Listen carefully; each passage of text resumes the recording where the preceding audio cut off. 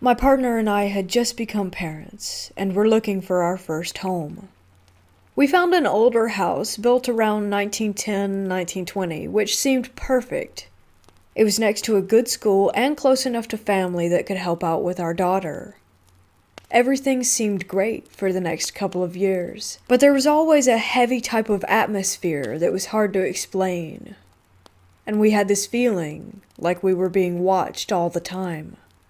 My wife was the first to notice it, and I would always brush it off as if there was nothing to be scared of. I always carried that mindset, as I was highly skeptical of any type of paranormal activity, and I always trusted the whole "if you can't see it, then it doesn't exist" paradigm. How wrong I was, it turned out. The initial signs were that things would go missing and then suddenly turn up in the most peculiar of places, like photos and my watch, which ended up in the bathtub. But most of the time, things seemed to find their way into the wardrobe that was in the master bedroom. Once my daughter woke us up in the night to tell me that someone had just walked out of her window. As she grew up, she would complain that the man was in her room and she couldn't sleep. I was still not believing that this could be a ghost, so I would comfort her and stay with her until she went back to sleep, and I watched a black-like shadow thing, which I can only describe as darker than the shadows around it, move from the corner of the room and out of the window. I went back downstairs and sat on the sofa, where the deepest growl I ever heard happened, which completely took me by surprise, as it sounded as if it was right behind my ear. I nearly jumped out of my skin and thought I needed a drink. I went to the kitchen and I could hear laughter in the living room. I couldn't think of any logical reason for it, so I went back upstairs and sat in my daughter's room again for the rest of the night. But nothing more happened. Eventually, things escalated to the point where every night around 2 a.m., you would hear walking up and down the stairs so loud that we nicknamed whatever it was Mr. Boots. When my daughter was around 10, we would get massive bangs in the middle of the night. When it first happened, I honestly thought we were being burgled. I would run down the stairs only to find nothing, not a thing out of place. I had the plumbing checked and electrical, but all was good. Then, one night, I fell asleep downstairs, and an inflatable hammer flew at the TV, instantly waking me with the noise because it had a squeaker in it. I again was trying to work out how that had happened, and whilst I was thinking about it and looking at the hammer on the floor, it started spinning really slowly. I jumped up and walked to the kitchen, and again I heard the laughter. I then heard the boots on the stairs, and my wife suddenly comes down the stairs, woken by a really bad nightmare. While we were both talking in the kitchen, we heard the laughter again. Not long after this, we couldn't take it anymore and left. But I have hundreds of weird encounters, and I can honestly say that this house turned me into a believer. I always wondered what it was that was in that house. Ghost, demon. We still talk about that place now and then, and probably always will.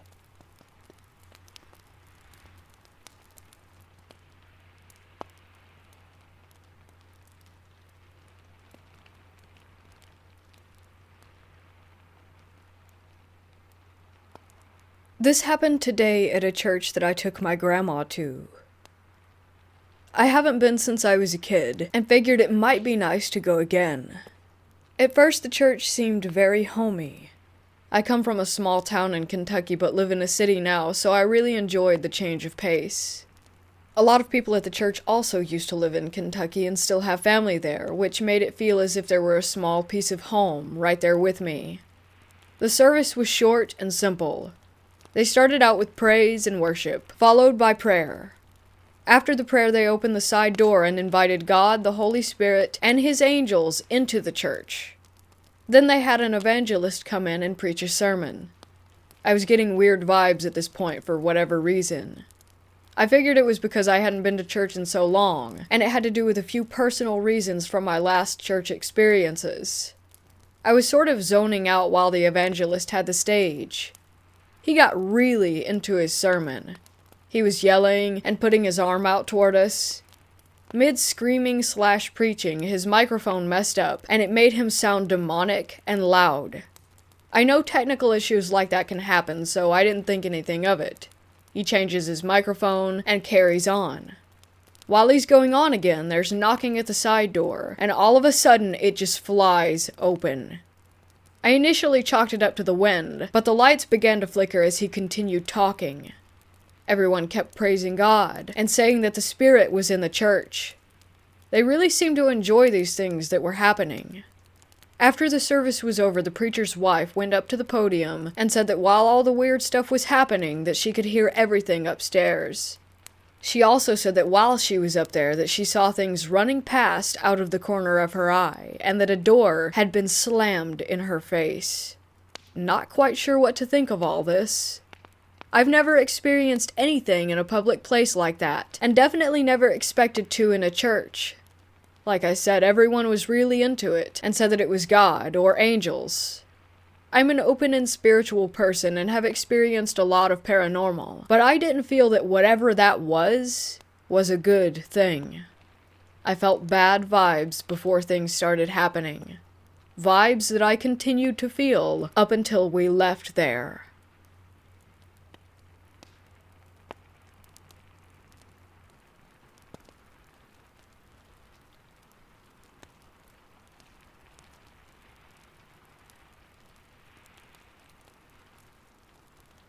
I work night shift at a 1920s mental hospital. Obviously, countless people have died here for various reasons. Hangings, a murder-suicide beatings, accidental overdose, electroshock therapy, etc. There are 4 floors, with the 4th floor being the well-known hotspot for paranormal activity. Me being security, I have to check it out every once in a while. The 4th floor is essentially an extremely long hallway, approximately 1,800 steps. With housing units, each unit has a 5-inch thick steel door, and there's a window at the very end of the hall. They don't house patients due to the fact that the county took over a while before I started, and it's completely empty by the time 3rd shift rolls around. The 4th floor is also the only floor in the entire complex that is completely off the ground due to the complex being built into a hill. It is also where the electroshock therapy took place a long time ago. This occurrence happened last Wednesday on 3rd shift. I wanted to do a walk through the 4th floor that night around 3 a.m. for no reason other than I was feeling brave. I walk all the way down to the window. Eventually, as I got closer, I started seeing that the window obviously needs cleaning. When I got about 5 feet away, all of a sudden there was a handprint that would have been extremely noticeable from even 15 feet away. I looked at the handprint, turned around, said nope, and walked back down the hall. On my way back from the window, I peek into a side office area with my flashlight just to look. Nothing. Kept going.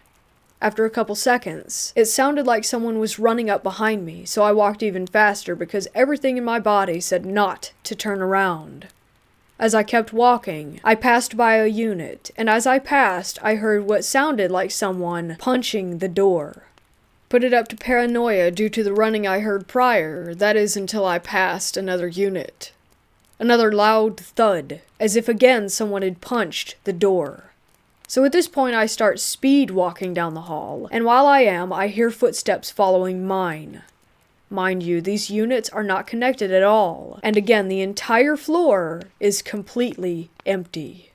That's just one of my experiences. I have also been having dreams of a white, skinny woman in a hospital gown that has black hair with bangs in her face. I always thought she was just a reoccurring person in my dreams, until I talked with one of the CNAs that worked tonight in the kids unit. I never brought her up to the CNA.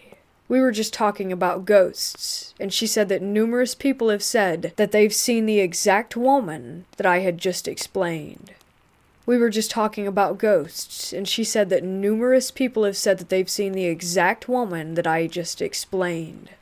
I then explained to the CNA in detail about how she looked in my dreams, and she just went pale and her mouth hung open. Supposedly, this ghost is extremely well known throughout the hospital by various people. People have seen her in mirrors, have been locked in bathrooms, and have seen her just walking around. But in my dreams, she always just appears or runs up to me, grabs me, and screams in my face. There was this one dream in particular where I woke up from a dream to wake up in my duplex's stairway. I walk down the stairs, because that's where my bedroom is, and walk into my bedroom. Once in there, I see my bed, my fiancé sleeping on her side of the bed, and myself also sleeping. In front of my closet, which is on my side of the bed, I see that same woman standing next to my body, just staring at me. I walk up to her, and I get the courage to ask her just who the hell she is. She looks at me, grabs me, screams in my face, then shoves me onto my bed, which is when I officially woke up at 3:15 a.m. I have no clue who this woman is at all, but I still dream about her every now and then. Every single dream is in a different place, but she's just there, and this has been going on since I started working at my job.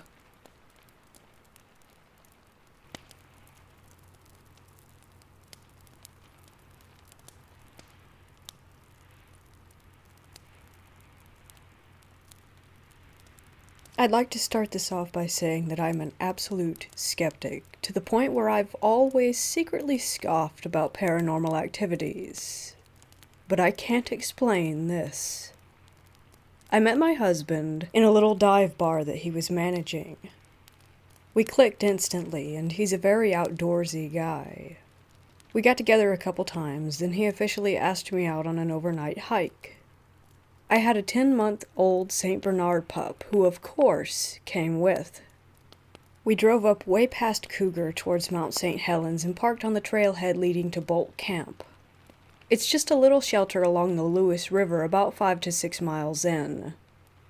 We packed all our gear, and even a backpack for my dog, and headed out. I can't stress how beautiful that hike is. Massive Douglas firs covered with moss.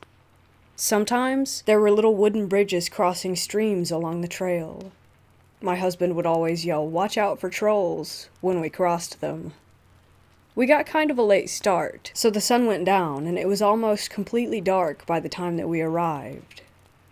There were so many hollow stumps the setting sun would shine through them, and they lit up inside.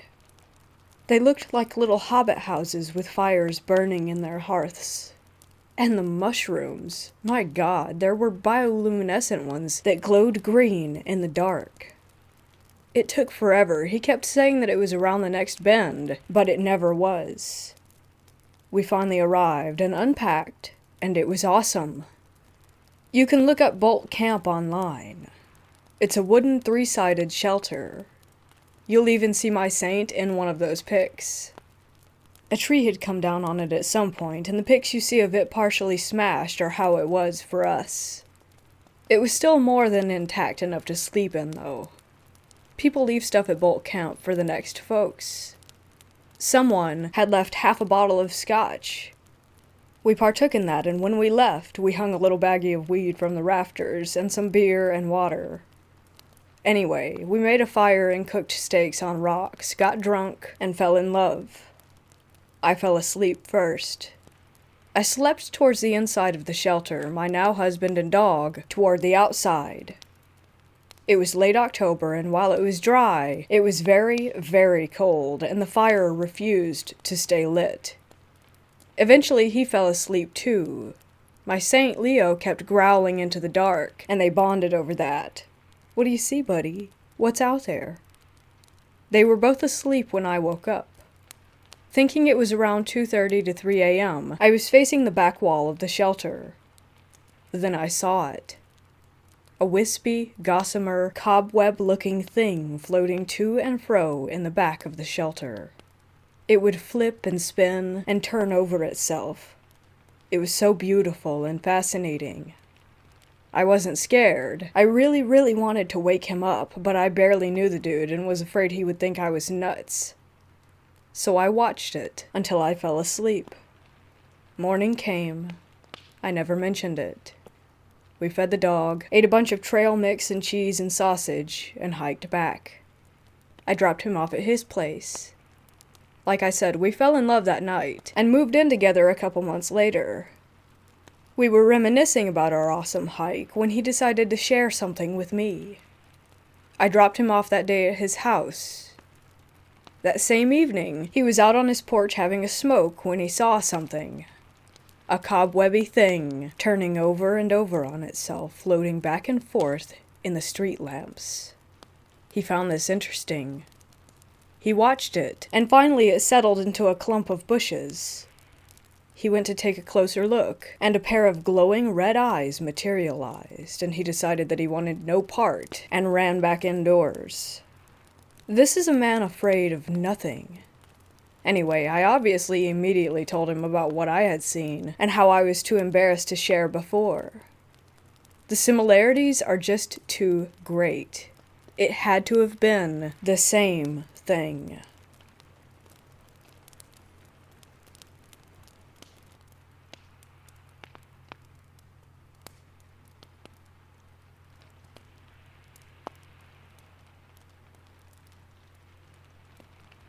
My dad was a pastor at a church for 4 years. Many people had died in this church before we got there. Over the course of these 4 years, some of the craziest, inexplicable stuff happened. I'm here to tell you a few of the best stories. My parents went to Maine every year. I had gotten tired of the trip and decided to stay home. I went over to the church to grab some snacks from the back of the old sanctuary. There were 2 sanctuaries. One was about 90 years old, and the newer one was about 50 years old. Anyways, I went to the back where the snack booth was. Mind you, this was the middle of the day, so it was completely lit up through the stained glass windows. I bent down to grab some drinks from the mini fridge under the counter. When I stood back up and turned to walk out, I saw this figure standing in the doorway. It had no nose, mouth, eyes, or ears. It was just a bald head wearing a long, dark robe. The moment I laid eyes on it, it vanished. It's safe to say I ran out of there as fast as humanly possible. Another time, my cousin came over to spend the night at my house. We wanted to play PS4, but the other controller was over at the church. So we walked over there through my yard.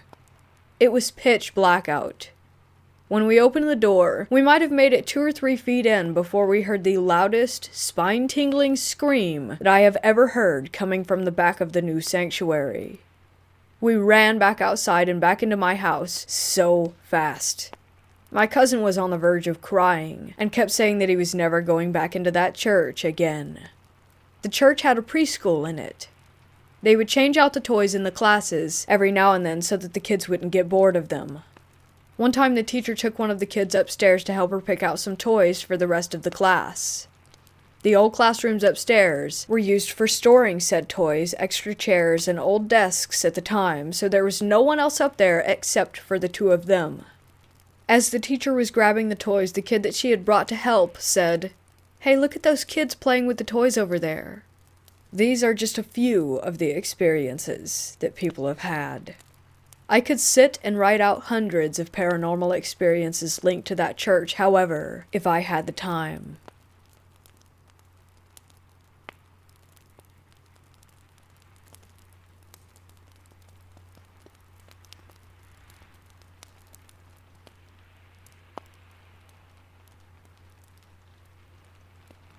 In Europe, medieval churches can have grims. Grims are the spirits of animals that were buried inside them to be their guardians forever. I'm an occultist, as in studies the secret properties of things, not will sacrifice your goat to Satan, and a paranormal investigator, and thought that it would be good to pack a grim on a trip to a local church that seems to have attracted some weird entities. So I said a prayer asking for any grims of redundant churches with nothing better to do to pop in when we got there.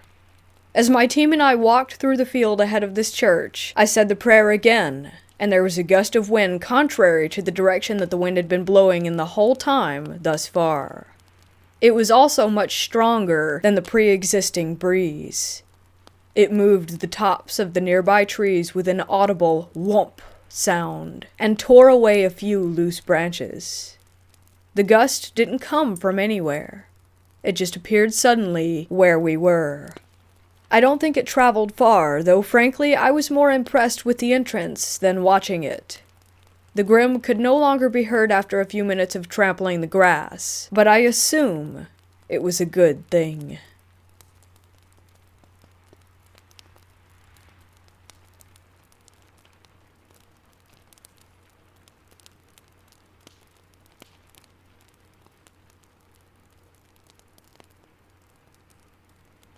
All the guards at my workplace know this theater is haunted.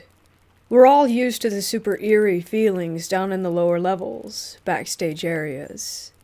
Most of it can be passed off as long work hour stress, but there is definitely some evil shit in this building with us.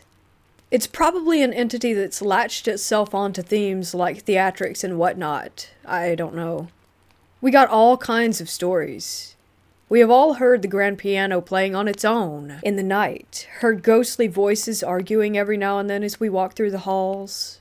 Sometimes I smell a harsh burning in the halls at night, like sulfur. We all know that doesn't mean well. Tonight has been the worst it's ever been.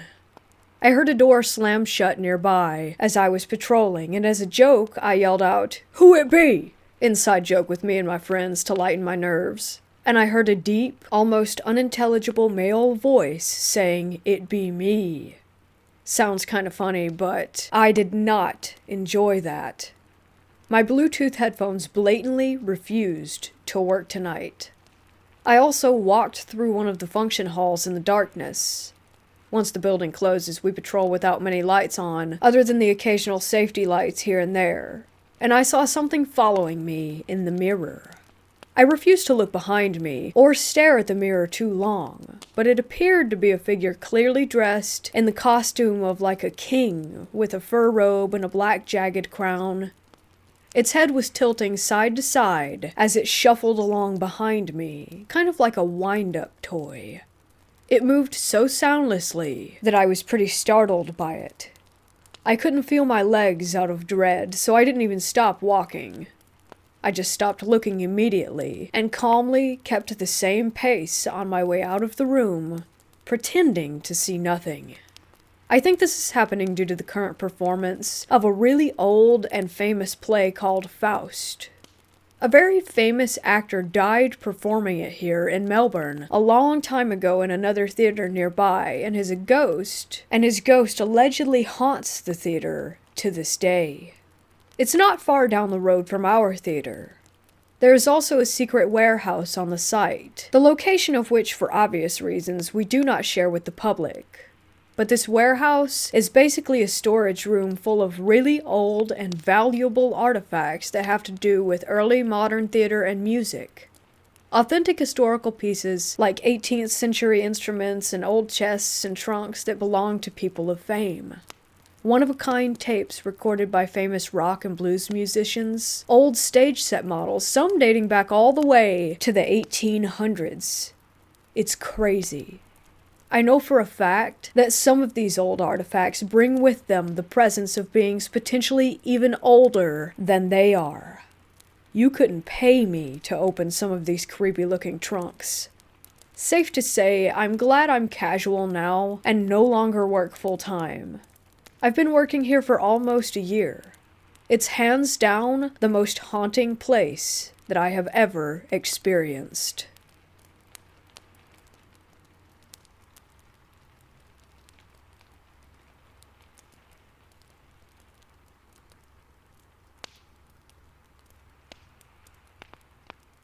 So the area is deep in the Monongahela Forest in Virginia.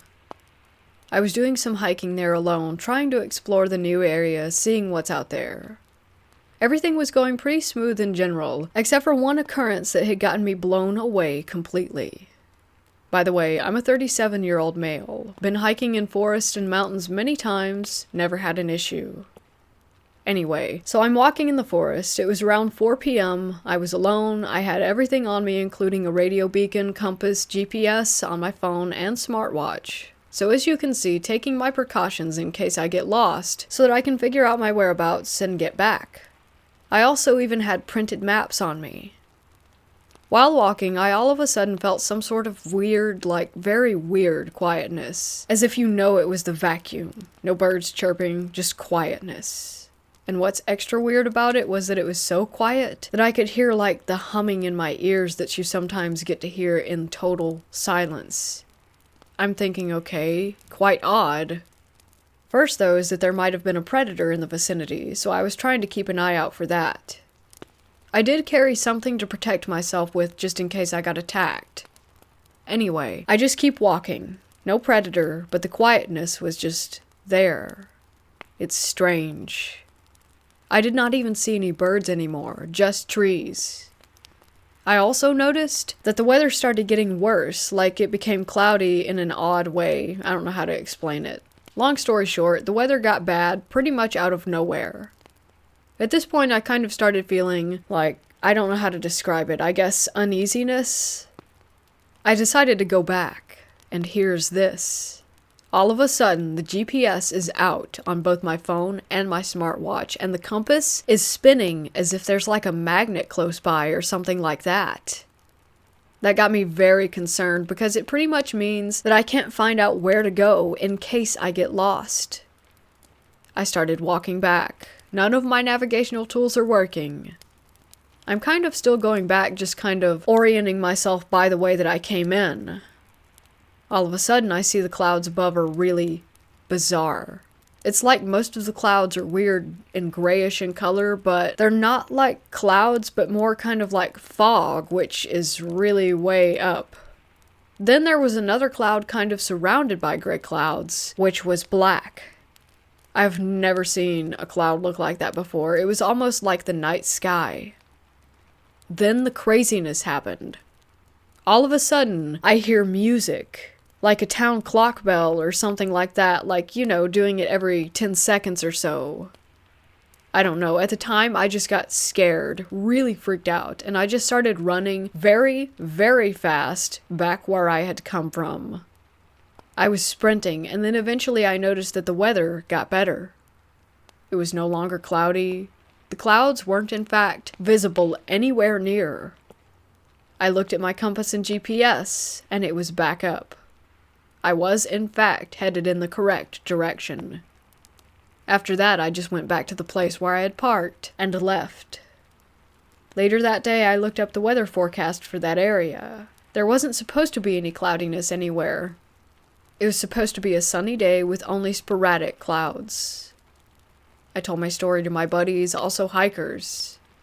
They say it might have been that I could have maybe fallen and maybe had a dream of that, but I don't think so because I don't remember falling or having a dream. Anyways, it's kind of a weird story. Maybe there's a logical explanation, but I don't know.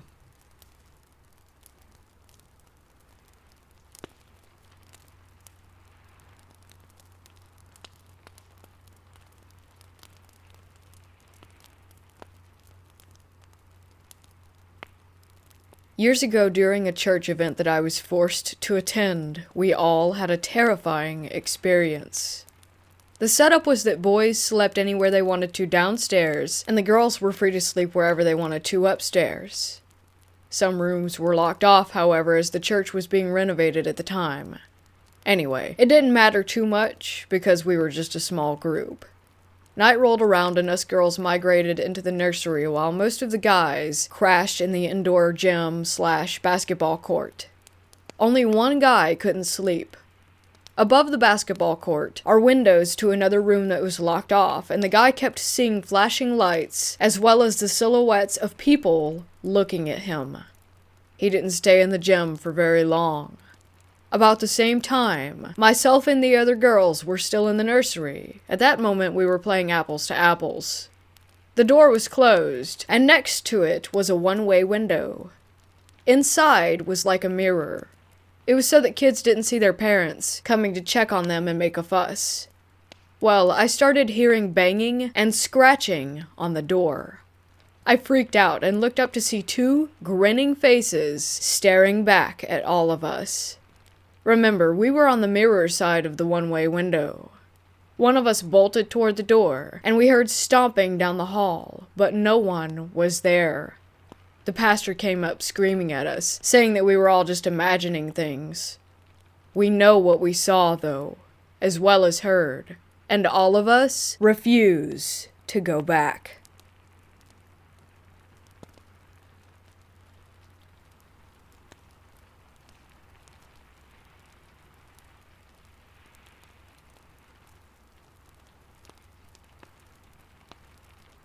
This happened on a hike up to Half Dome. We had a campground about a 20-minute drive away from the trailhead, and the group was composed of me, an 18-year-old male, my uncle, a 32-year-old male, and my uncle's friend, I'll call him D. There were 2 girls with us, but they aren't relevant to the story. My uncle and his friend are both Christians, so there were no substances consumed that could induce the feelings I will be talking about. We get to our campsite, set up camp, and go to sleep after eating. We plan to wake up at 4 and start to hike by 4:30. I randomly wake up at 3:30 a.m., like completely wide awake, and look out of my hammock, and I remember this odd feeling as if I was woken up by something. I remember looking out at the moonlit scene. The moon was very bright for some reason, and thinking to myself that it looks like a dream. I lay back in the hammock, but can't go to sleep, and end up waking up my uncle and friend at 3:50. My uncle asks me, "Were you walking around at night?" This is important, and I say no, and ask why. He says that he woke up for some reason and could hear someone walking around, not like an animal, but a person. I say, weird, and we brush it off. We get to the trailhead around 4:30, and as everyone is unloading from the car, Dee says that he's going to use the bathroom, which there are a couple of before the trailhead. I walk behind him for some time before falling behind and waiting for my uncle, who forgot something in the car. The short, straight road from the parking lot runs directly into a T intersection with the road to the trailhead, and the bathroom is directly across from the intersection through a field a little. Those who have been there know what I'm talking about. We get to the intersection and wait for Dee to come out of the bathroom. We wait about 10 minutes before I go and check, and he isn't there. I get back to my uncle and tell him that. He says, "Weird, maybe he went back to the car or something," and we decide to wait a bit more.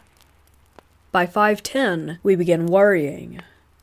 My uncle goes to check the car while I wait at the intersection to make sure that we don't miss him if he went down the road away from the trailhead. My uncle returns and says he isn't there either. We decide maybe he went up the trailhead without us for some reason, and walk up in there for about 10 minutes. He isn't there either. We're kind of baffled now because there are no other logical places he would go. I decide to run back and check the car and the bathroom again. I meet him halfway before I get to the intersection. He is sweaty and disheveled with a weird look in his eyes. I say, "Where have you been?" He says that he went to the bathroom, and when he got back to the intersection that we weren't there, and that he just assumed that we went to the trailhead and started walking, and then met me. I say, "What do you mean? We waited at the intersection for over half an hour and checked at the car, bathroom, and trailhead, and you weren't there." He says, "Well, I don't know. I went to the bathroom." He then asks me where my uncle is. I say at the trailhead, and he asks me again. I tell him again and note that it was weird that he was asking me twice. As we were crossing the bridge to the trailhead, he sees a light off the riverbank and exclaims, "Oh, maybe that's him," and I just look at him and keep walking. I thought his behavior was very strange, like he wasn't thinking straight. We finally get on with the hike, and it goes by as normal, except that we seem to keep losing things, such as my uncle's small red flashlight, one of the girls' gloves, a water bottle, etc. It's like we simply just forgot about the items and couldn't remember where we possibly could have left them. On the way back, it got dark, and we turned on our flashlights, and as we near the end of the hike after the 2 waterfalls, it begins to seem as if we've been walking for too long. My uncle also confirms this, asking me, "Doesn't it seem like it's taken way longer to get back?" I say, "Yeah, that I was just thinking that." We keep walking, but it still seems like we weren't making any progress. I've been on that trail many times, and as I was walking, I couldn't spot any of the familiar landmarks. It was weird. There was this odd feeling in the air, sort of a slight menacing sensation. It's hard to describe. I remember thinking, it feels like the woods are alive. We remark 3 more times about how long the hike is taking and start to laugh at it because it felt so ridiculous. After a bit, we finally and suddenly find ourselves on the final stretch and make it back to the car. Now, all of this seemed odd at the time, but I just brushed it off. I only just realized how weird those events felt after we got home and my aunt asks my uncle, "Were you camping?" And he says, "Yeah, how did you know?" As we didn't tell them we were going, since it was kind of last minute. She said that she had an odd dream where she saw my uncle in a tent in a forest somewhere, and there was someone outside of his tent. She said that she couldn't see who it was, but knew that there was a presence there. She says that she woke up around 3 and had the strongest urge to pray for him, and she did. My uncle kind of looks at me after hearing that like, "Are you serious?" I honestly don't know what to make of all of this.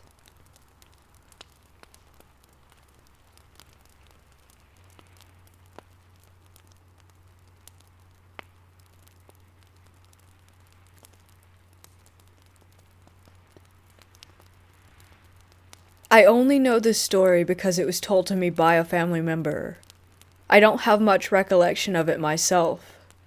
When I was younger, my mom ran an old people's home, so we lived there and I knew a lot of the people who also lived there.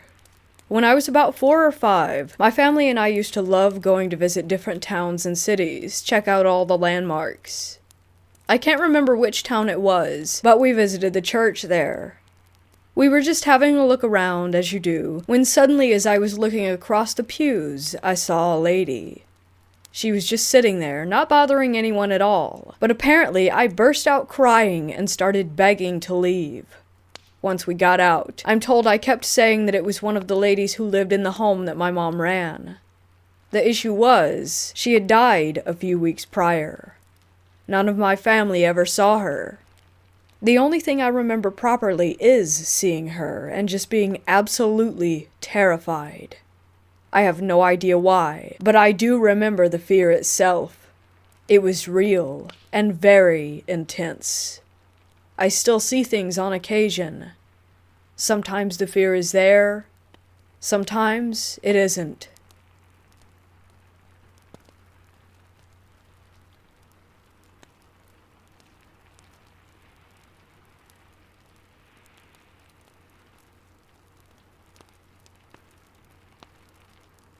I work in a place with 5 floors and a basement.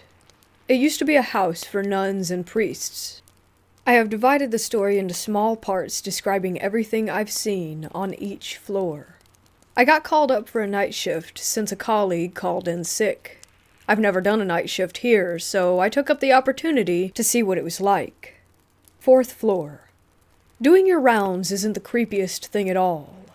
The creepiest thing is going down the stairs again. You will see a black figure walking the hallway. Just your average shadow, you know. Well, thing is, the lift sometimes randomly goes to that floor during the night, as if someone is calling it. 3rd floor. Doing your rounds gets a little weirder here, since it seems as though you aren't alone whilst on the floor. You will hear footsteps and see shadows on the wall walking past you. 2nd floor. Exactly the same as 3rd floor except for one painting. It has a woman in it that sometimes changes position or even completely disappears. 1st floor. You will sometimes hear the piano play a D note on the floor above you. Main floor. There is a black leather couch in the hallway where you will sometimes find a see-through man sitting with a cigar and newspaper. He smiles and disappears when you greet him. Basement. The helpful poltergeist resides here. This is the place where, before my current company took up the building, the morgue was. There currently are our storage rooms, but the rooms aren't marked with what is in them. But that doesn't matter, because the night shift always gets knocks on the door to indicate where the item is.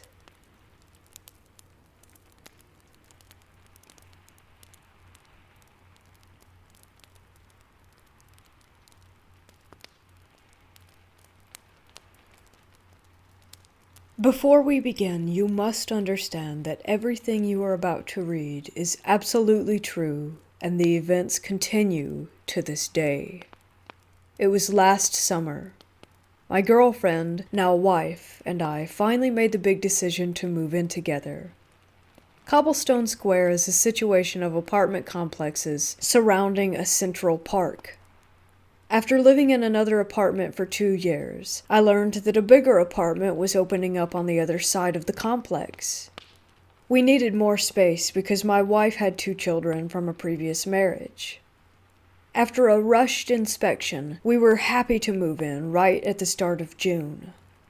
The months passed by and the days grew shorter and colder. Autumn was drawing to a close, and with it, that's when the trouble began. In all the stories and movies, it starts out small. Things moving from place to place, lights being left on, etc., all chalked up to forgetfulness. This was true in our case, and we didn't think much of it.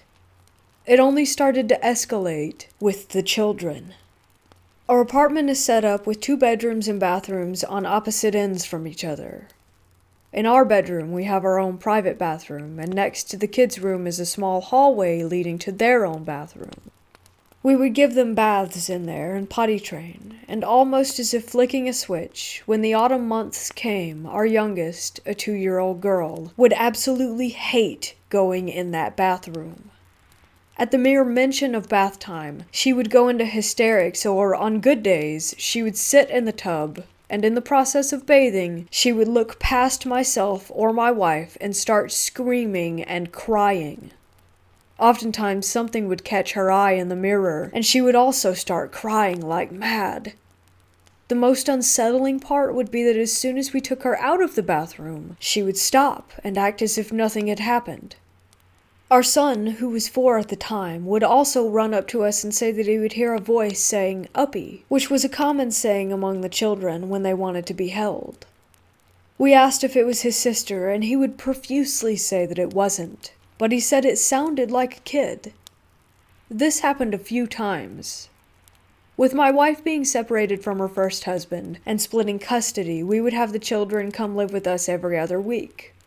On the weeks that the kids would go stay with their dad, the activity would seem to die down, but that didn't mean that it wouldn't happen at all. I asked my wife what she remembered from last year, and she recounted a time when we didn't have the children and she was cleaning the house. She noticed the kids' door was open. We usually keep it closed, but she thought maybe I had went into their room for something. She checked to see if I was inside, and seeing that I wasn't, she closed the door and didn't really think anything of it. It wasn't until a while later that she went to use the kids' bathroom and saw that the door was open again. She found me in our room and asked if I had opened it, and I said that I hadn't. With more incidents of lights being found on and doors opening, it all came to a head near the end of October when I was washing dishes in the kitchen. Above the sink, facing the living room, is a small window that allows someone in the kitchen to look out into the dining room and the living room, and additionally the back door, which is a sliding glass door. Important detail.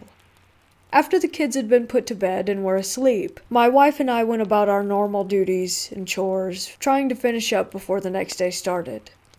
As I was washing dishes, I looked up from the sink and saw in the glass of the sliding glass door the reflection of a large shadow in the hallway to the kids' bedroom.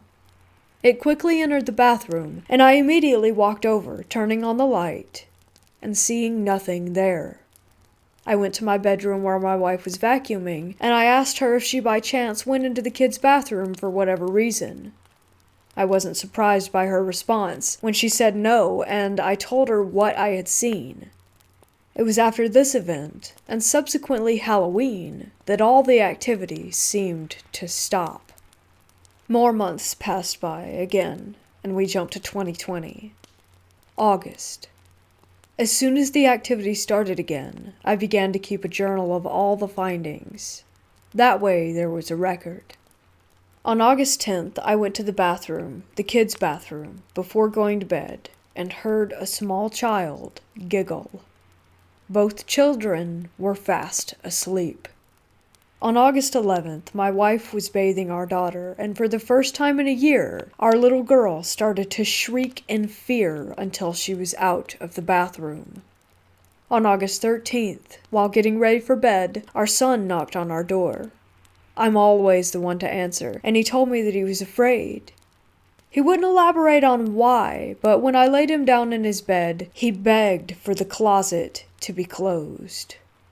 The closet has never been a problem, and a few nights after this we returned to it being opened and haven't experienced anything like it again. On August 15th, my wife and I had an argument, and I went out to the couch to sleep for the night. As I was tossing and turning, I heard a child's voice in the night say, "Uh-huh," as if answering a question. I didn't react, and forced myself to go back to sleep. Both myself and my wife have caught our son speaking to himself as well. My wife told me that once she heard him saying, "Ow, stop it, you're hurting me." And when she went to go check on him, he was in the hallway by the kids' bathroom, holding his arm. During the daytime, the kids were playing, and both me and my wife were doing our own thing. As I was sitting on the couch, our son runs behind the couch and stops, and then says, "And how would you do that?" out of the blue. I turn to him and ask him who he's talking to, and after a moment's hesitation, he says, "Nobody." I told him I heard him say something, and he then insisted that he didn't say anything. On one occasion, my wife was sleeping on the couch, and in the middle of the night heard a man's whisper say, "Don't get up," to which she promptly obeyed. It was the night after that I woke up from my sleep in bed to see a shadow shape standing over me with piercing red eyes. I felt as if it was going to hurt me. My wife and I have naturally begun our interest in the spiritual world. We began researching and looking for ways to go about this. We've purchased a Ouija board with no results, and from a medium, a supposedly haunted ring. If our apartment was going to be haunted, we wanted to know by who and with what intention. It seems as if our mail-order ghost has already made their home, as one morning our front door was unlocked and slightly ajar, with nothing stolen. Tonight, as I write this, my wife and I were watching TV on the couch and decided to call it an evening. But as we got to our bedroom, I noticed a low scratching sound coming from the record player. I opened it up and saw that the turntable was moving as the needle was off its holder, turning the record player on. I replaced the needle and tried knocking the player a few times to see if it could have been easily bumped or knocked off, but no. The only way to move that needle was to pick it up with your fingers and set it down. I was reminded of one other time that this happened, long before we bought any haunted items. I am thoroughly convinced that my apartment is haunted. People die in them way too often to think it's not a possibility, and if nobody died here, the cemetery across the road definitely doesn't bring me any comfort. I can say that two distinct entities can be somewhat accounted for, a small child ghost and something else. Or maybe something that wants to be viewed as a child, but let's think happy thoughts.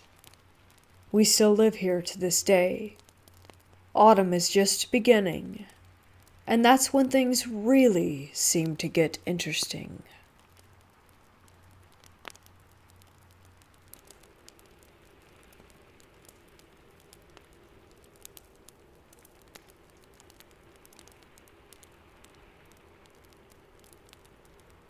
I grew up in South Texas, more widely known as the Rio Grande Valley. I'm the youngest of 3 kids, and we all lived with our mom and stepdad in a great big red brick house. It was quite a culture shock moving from the piney woods of East Texas all the way to the flat, desert-like land of the RGV. There were hardly any trees, mostly just palm trees and shrubs. We saw a cactus here and there, and the wildlife consisted mostly of jackrabbits, rattlesnakes, and armadillos. When we started school, we learned quickly that the people were superstitious, to say the least. I was in the 2nd grade when we moved into that house on Jackie Street, and right from the beginning I felt uneasy. I used to be a happy-go-lucky kid with nothing to worry about. I made friends with all the neighborhood kids, and I even became best friends with a girl who lived directly behind us. She had the most superstitious family out of anyone that I had ever met. She was the oldest of 4 girls, and their mother was very overly protective, at least in my eyes. She wouldn't let them watch Harry Potter because it was associated with witchcraft. They went to church 3 times a week, and they didn't even celebrate Halloween. All that being said, the mom loved to tell ghost stories and Mexican folklore. It was the one cool thing about her, and the thing I loved most about visiting their home. One night, she told us the story of the Owl Witch. Typically, it will transform into an owl with a woman's head, or a large owl the size of a human, with a few things that are off-putting. If you see a lechuza, you're supposed to pray for your life in Spanish, and supposedly it will leave you alone. It's also been known to make a whistling sound, like a human whistling. If you answer it back with a whistle of your own, the lechuza will sweep down and carry you away. If you wake up in the morning and see large scratches on your doors or windowsills, it means that the lechuza was there and is coming for you, so you must prepare yourself accordingly. I can't whistle, and my friend's mom knew this, so she would jokingly tell me that I wouldn't have anything to worry about. She would also lovingly tell us that my friend and I are gorditas, so we couldn't be carried away as easily. After years of hearing this story in various ways from teachers, other friends' parents, and in books, it was about as stuck in my head as an old wives' tale.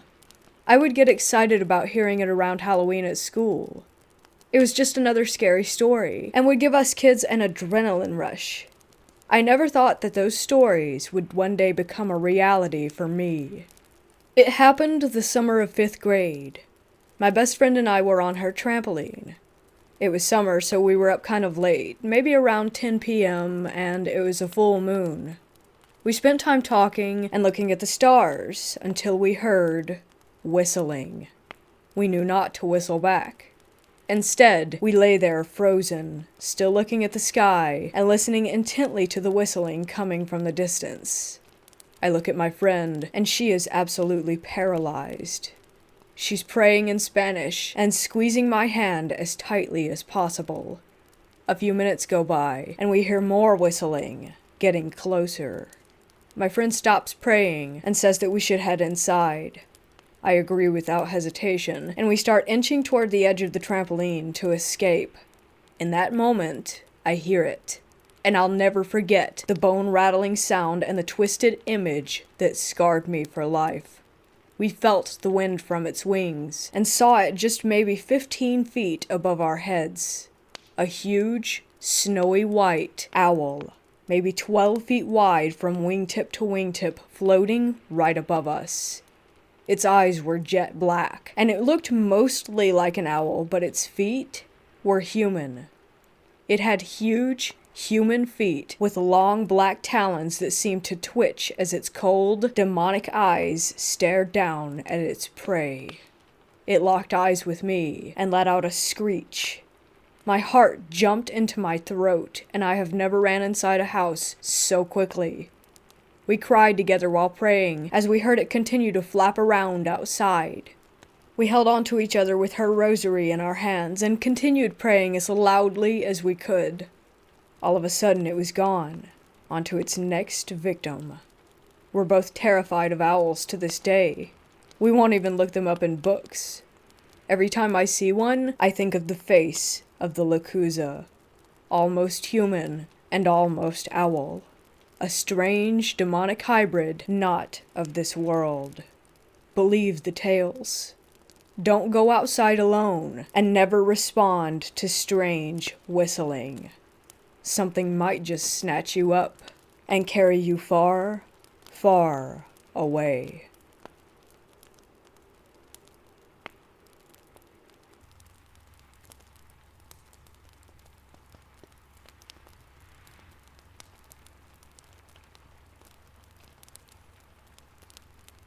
My grandpa was always a big hunter. It's not uncommon here in the Midwest. He would always find new areas to hunt and get permission to hunt on private properties. So one day, him and his buddy got permission to go on this private land that I believe was around 100 acres total. I don't recall the specifics of exactly where the forest was. For now, I know for a fact that this was in the Michigan-Indiana border area, or in other words, Michiana. Anyways, they set out around noon to get to the forest and arrived at around 1 p.m. and started hiking back into the woods.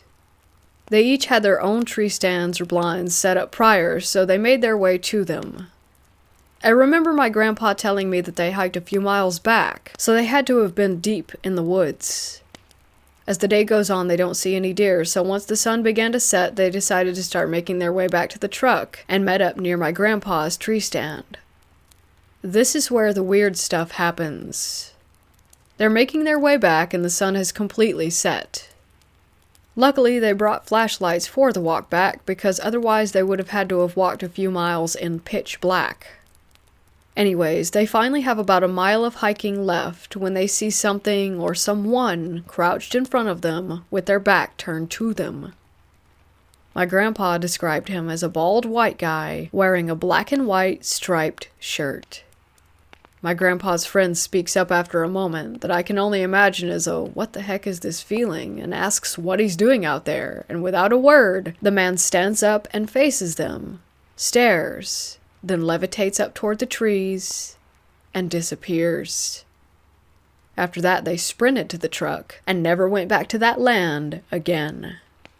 I know it's not the craziest of stories, and sounds so weird, but I know for a fact that my grandpa did experience this.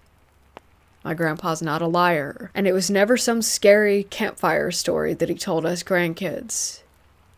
When he told me, I could see in his face that it was disturbing him, and is something that he can never forget.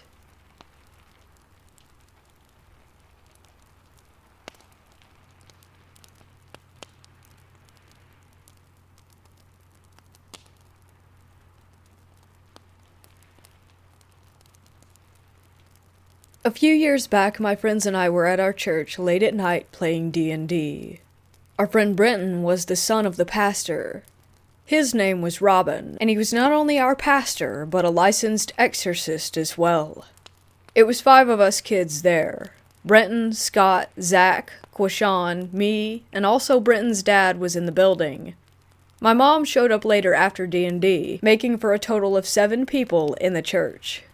So us kids were tasked with turning the lights off all throughout the building. We ran around getting it done and decided to meet up in the chapel upstairs. That chapel is tiny, with only 4 pews on each side meant for younger kids.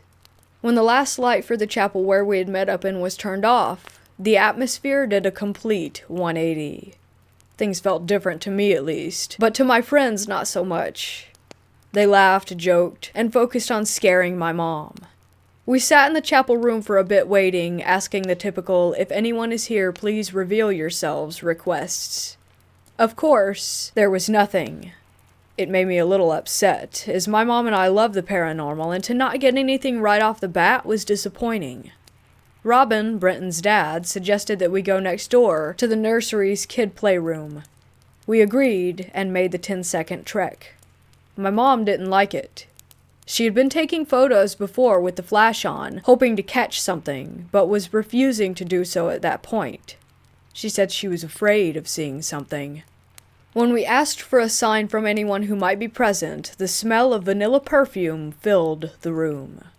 You're probably thinking that it was just my mom's perfume, and I don't blame you, but no. She can't use perfume, as she gets sick when she smells it. I asked Robin what it could be, and he told me that back in the 50s, there had been an employee who worked in the nursery. She had worn vanilla perfume to work every day, and older people who had known her could confirm that. We decided to walk down to the main chapel, which was huge, by the way. We sat in the middle row of the first 2 pews. Kids sat in the second. The 2 adults in the first. All of us kids started feeling sick, like we were about to puke. Brenton's dad noticed this and suggested that we go to the basement for one last try, and that after that we should call it a night. We all thought, why not, and decided to go. We sat in the basement on the couch facing toward the wall, which was a good distance away since the whole basement was actually a dining hall with a kitchen next to it. Next to me on the couch was my mom, Zach, Quashawn, and Robin. Brenton was actually still sick and laid out on the sofa chair in front of us, while Scott laid on the floor playing with his phone. Quashawn started snapping photos non-stop. I swear he took over 100 in the basement alone. With every photo taken, there was a red haze that seemed to grow brighter and brighter. Then we heard clicking. It sounded like a light switch coming from the storage room. We were all like, I'm not checking that out. Send Scott. He shrugged and went to go check. Sometimes I think he wants to die, but really he just doesn't care about anything remotely scary. He walked up and discovered that the storage room light was turning on and off by itself. He called back to tell us that he thought someone might be in the room. Robin stood up and told him to open the door. Scott did as he was directed, and sure enough, the light was on. But no one was in there. Scott closed the door and walked back, laid on the ground, and got back on his phone like nothing strange was going on. Quashawn was back at it again snapping photos, until one of the images made him pause entirely and say, hey Robin, can you look at this? Robin grabbed the phone, chuckled, and said, yup, that's something all right. My mom asked to see it as well, and then emitted the loudest scream ever before running behind the couch. I asked to look at it, telling her that she had to be overreacting. She yelled at me and for the first time in my life told me to shut up. I looked at the photograph, and right in the middle of the basement, clear as day, was a person standing there. He was old and bald, with a Catholic robe on and a red sash, arms by his side. I couldn't make out anything below his knees. I saw facial features and everything else, though. I looked up, terrified, fear of what I saw rushing through my body. I screamed, jumped up, and ran toward the corner. Robin rushed and turned the lights on, making my mom feel safer. We called it quits and went upstairs. We found old photos of the priest in the church's photo albums. Robin asked me to point out the man that I had seen, and I did. It was the exact man from the basement photo, but instead a much older photo of him when he had been alive. Robin agreed that he did indeed look the same, and so did Quashawn, along with my mom. We packed up the D&D game, put everything into the car, and we all drove home. Sadly, we tried to recover the photos and transfer them to a computer, but all of the files showed up as being corrupted. After this experience, nothing else has happened, at least aside from one instance. Our friend's dad was leaving the church, so we did one last game night with no ghost hunt, where we played D&D for 6 hours straight. This was only a year ago. We were packing up the car. Everyone was outside talking. I walked to the front of the church, just reminiscing about all the good times that we had there, and how it felt like a chapter of our childhood was coming to an end. That's when I saw a black figure in the bell tower. I stared at it, and knew that it was staring back at me. I looked at it one last time, and walked back to the car without telling anyone. We missed that church every day. I stopped going after Robin left. One day I was sent to clean up the nursery with no help. The whole time I was in there alone, I felt as though I were being watched, and didn't feel safe. I ran out for the last time when I heard a little kid giggling in the playroom.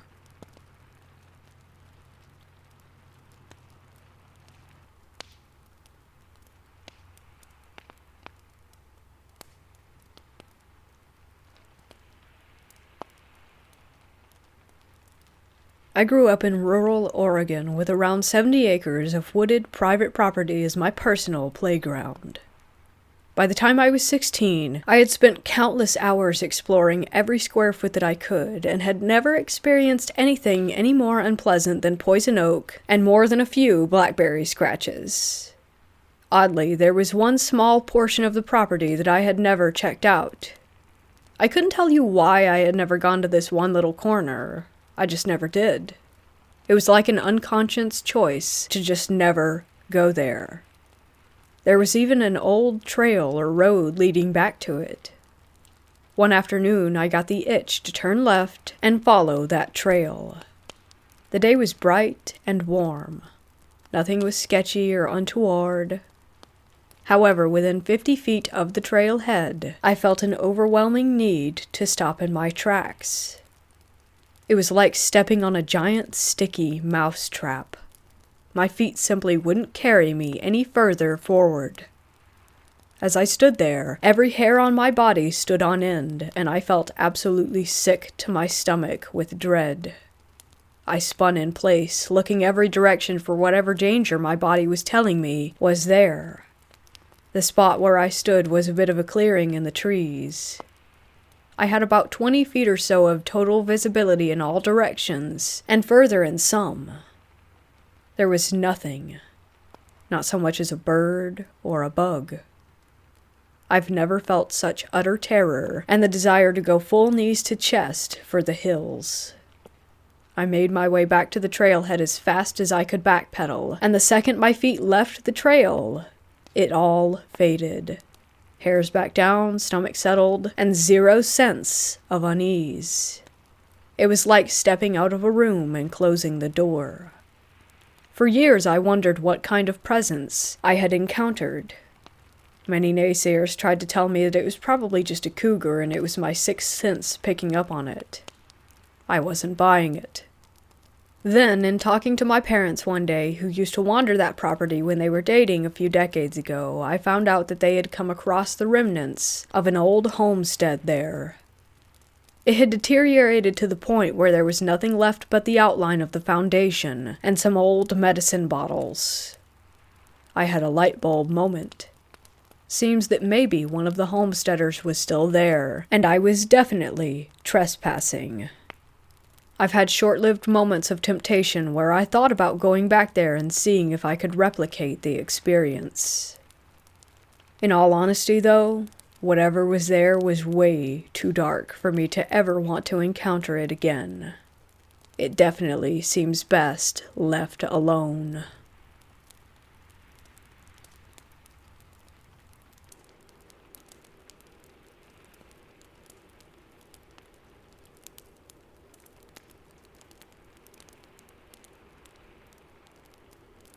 I live in Eastern Europe. Well, more specifically in Romania. You may have heard stories about those gypsies and witches that live in my country. Most of them are just pretending to be something that they're not. This is the story of a real witch. My grandmother used to live in the same village with a witch. I don't know if the witch was a gypsy or Romanian, but it doesn't really matter. She lived for so many years that no one actually knew her age. This woman claimed to be a witch, and she also claimed that she had this demon who served her. She used to talk about the way that she sold her soul one night in the forest while performing a ritual. In return, she gained powers and the help of a demon. She said that she couldn't die until she convinced someone to take full charge and responsibility of her duty as a witch and sell his or her soul to the darkness as well. She had, I believe, 3 daughters, but people said that their mother's behavior scared them away. They moved to Bucharest and never returned to the village. Now, you'll say that she was most likely a crazy old woman, but no. A lot of people heard strange noises coming from her attic, and she agreed that the sounds were made by her slave or demon. People, even though they were afraid, asked her to solve their problems and gave her money for it. No one ever complained about her work. No one. Everything was put in place, no matter how difficult the task was. Also, people witnessed a lot of hard work getting done overnight in her yard and garden. Stuff that she wasn't able to do alone. Unfortunately, I don't know if she's still alive. I have one more story about a witch. My grandmother met a woman on her way to work. This woman asked my grandmother about the witch. She wanted to know where the witch lived. My grandma gave indications, and then asked her why she was going. She said that a thief broke into her house and stole all of her savings. She wanted her money back. The next day, my grandma met the woman again. She carried a bag. My grandmother asked her what happened. She said she went to the witch and received the promise that she was able to find the money on the table when she returned home. The witch asked in advance for half of that money. The woman agreed. It was better than nothing. Things happened exactly as the witch had said, and she carried the promised money in the bag on the way to the witch's house. One more story is that a woman fell in love with a married man. She went to the witch and told her that she wanted that man. The witch asked her if she wanted the man no matter what the consequences were, and she said yes. In less than a month, his wife fell ill and died. He remarried. He got married to the woman who had indirectly killed his wife. That's why she was seen as a powerful witch. As a real witch. She had some supernatural powers.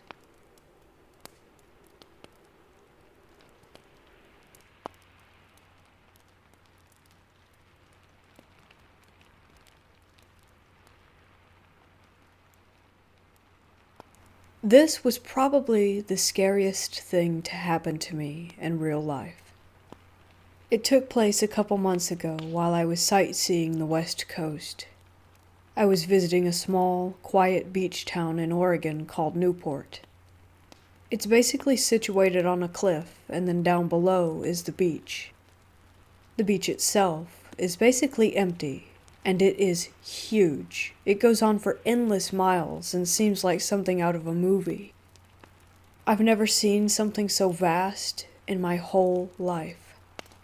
Anyway, I had spent most of the entire day on the beach, and when it got dark, I climbed back up the cliff to where my car was.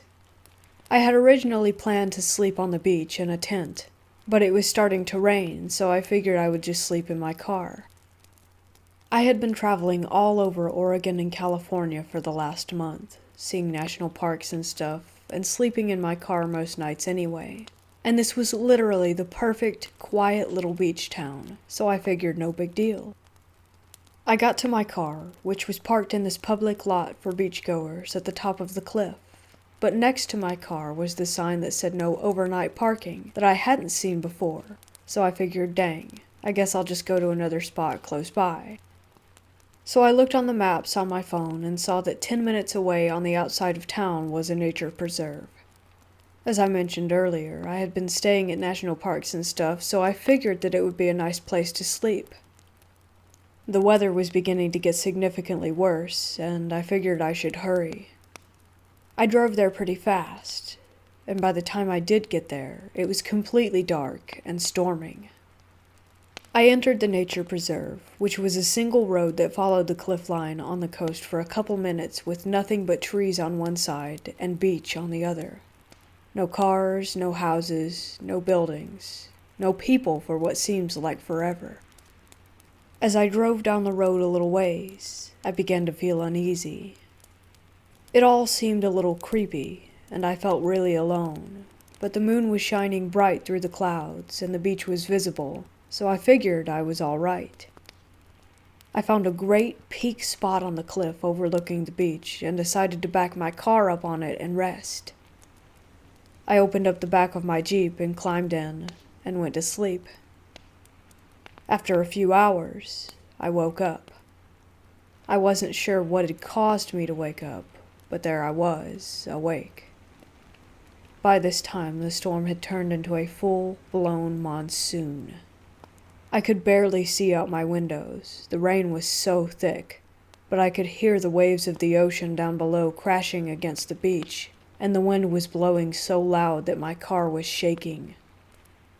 I noticed water was pouring in through the cracks of my Jeep, and I tried to reach for my phone so I could turn the light on, but I realized I left it in the front, which was blocked by all my luggage, and the only way to get there was to open up the back and step outside. I was about to open the latch and let myself out, and that was when I heard it. Laughter. It sounded like a child at first, playing, but soon I realized it had to be someone older. They had to be close to the car, too, because it was raining so hard there's no way I could hear it if it was far away. I figured it might be a cop telling me to move, but then again, it had to be like 3 or 4 in the morning, and why would they be all the way out here in this weather anyway? I froze to listen, and then I could tell that it was getting closer. I obviously wanted to look up to see, but the way my Jeep was parked was backing up to the end of the cliff facing the beach, and my luggage was literally stuffed all the way through the rest of the vehicle, blocking all side and front windows. I was crammed in the way back, so at the time I was literally trapped and could only see out the back window. It was at that moment that I realized how helpless I was. Her voice grew louder and louder. I could tell now that it was in no way a cop. She was laughing hysterically, the top of her lungs, screaming, "Ah ha ha ha ha ha ha ha!" By the steady increasing of volume, I could tell she was definitely coming up to my car, and then between laughs, I heard her creepy voice say, "Oh, well, what are you doing all the way out here?" My heart dropped. Her voice sounded exactly like Bellatrix Lestrange from Harry Potter, and I immediately thought to myself, "Oh my God, I am going to die." I sat there, frozen solid. I didn't want to move.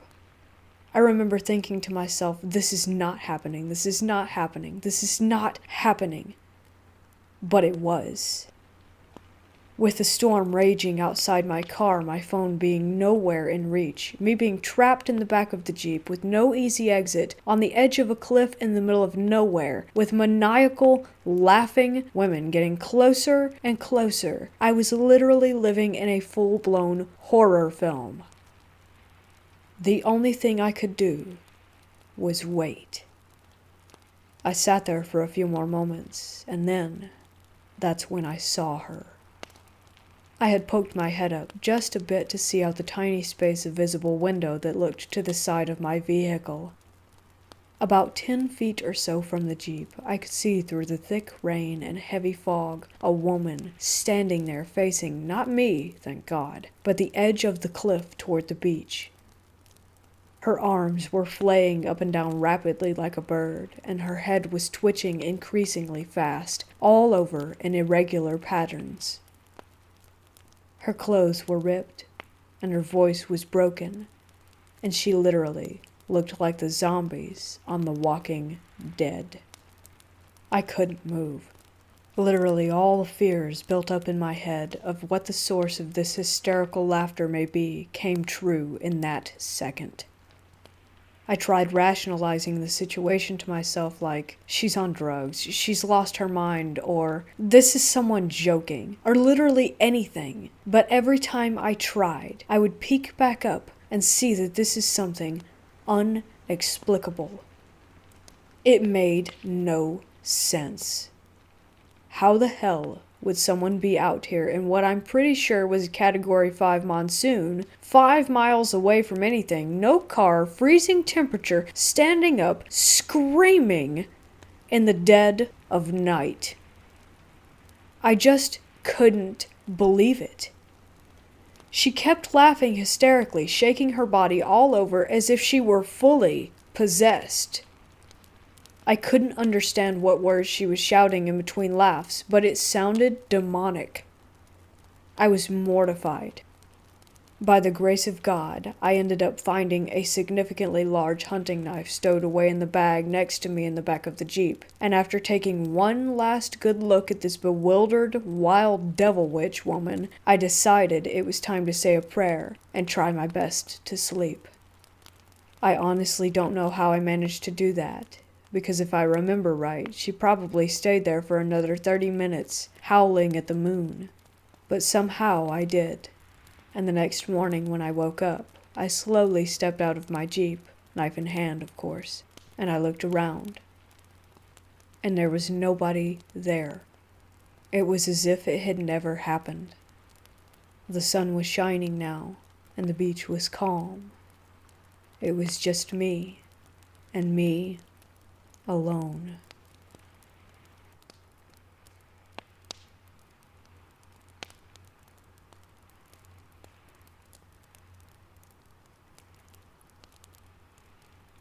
I come from the county where Ireland's most haunted house, Loftus Hall, is located.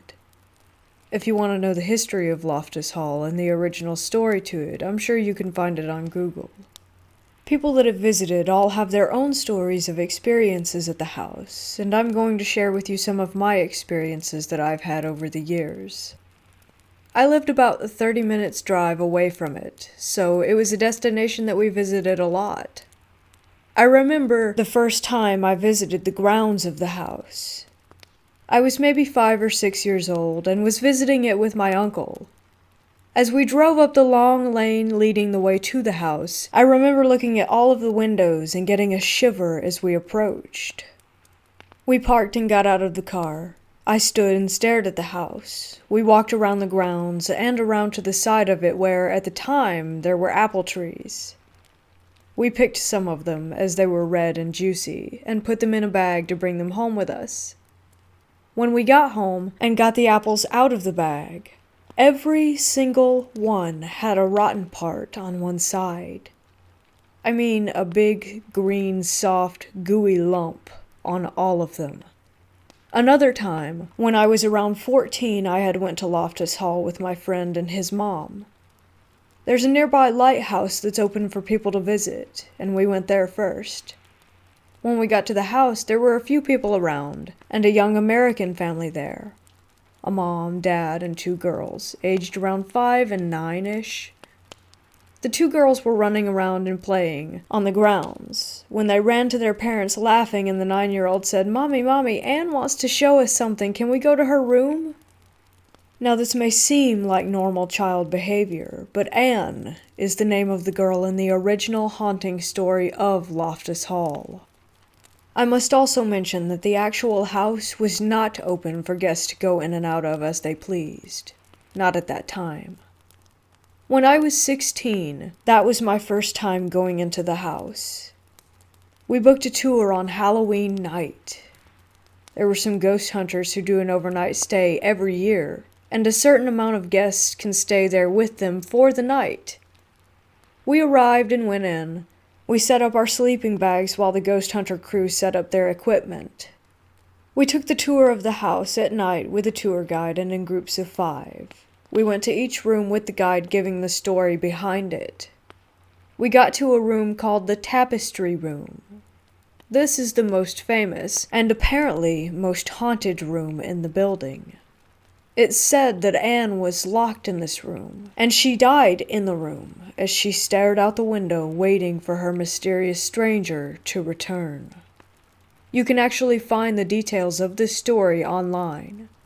She was locked in there and sat with her knees to her chin, and when she died, her body could not be straightened. Anyway, we entered this room and it was freezing. One of the guests in our group, now I don't know if they were paid actors or not, but one of the guests in our group collapsed and went into a fit, arms and legs flailing everywhere. An ambulance was called, and he was sent to the hospital. Apparently, it happens often that people collapse and have seizures once they enter that room. The house is situated on a cliff, and the sea is in the background. About 4 years ago, we went for a drive down there on a foggy evening, and we were looking out to the sea. As we did, we saw the outline of a ship. It looked like something out of the Pirates of the Caribbean, but it floated through the fog and vanished. There have been hundreds of encounters regarding this house that are recorded. Everyone has their own experiences from visiting. Everything from feeling queasy in certain parts of the house, to seeing ghosts in the windows, to meeting people while on tours that nobody else who was on the same tour remembers. There's also a hole in the ceiling that goes through the roof, and this is where the devil flew through to escape from the house.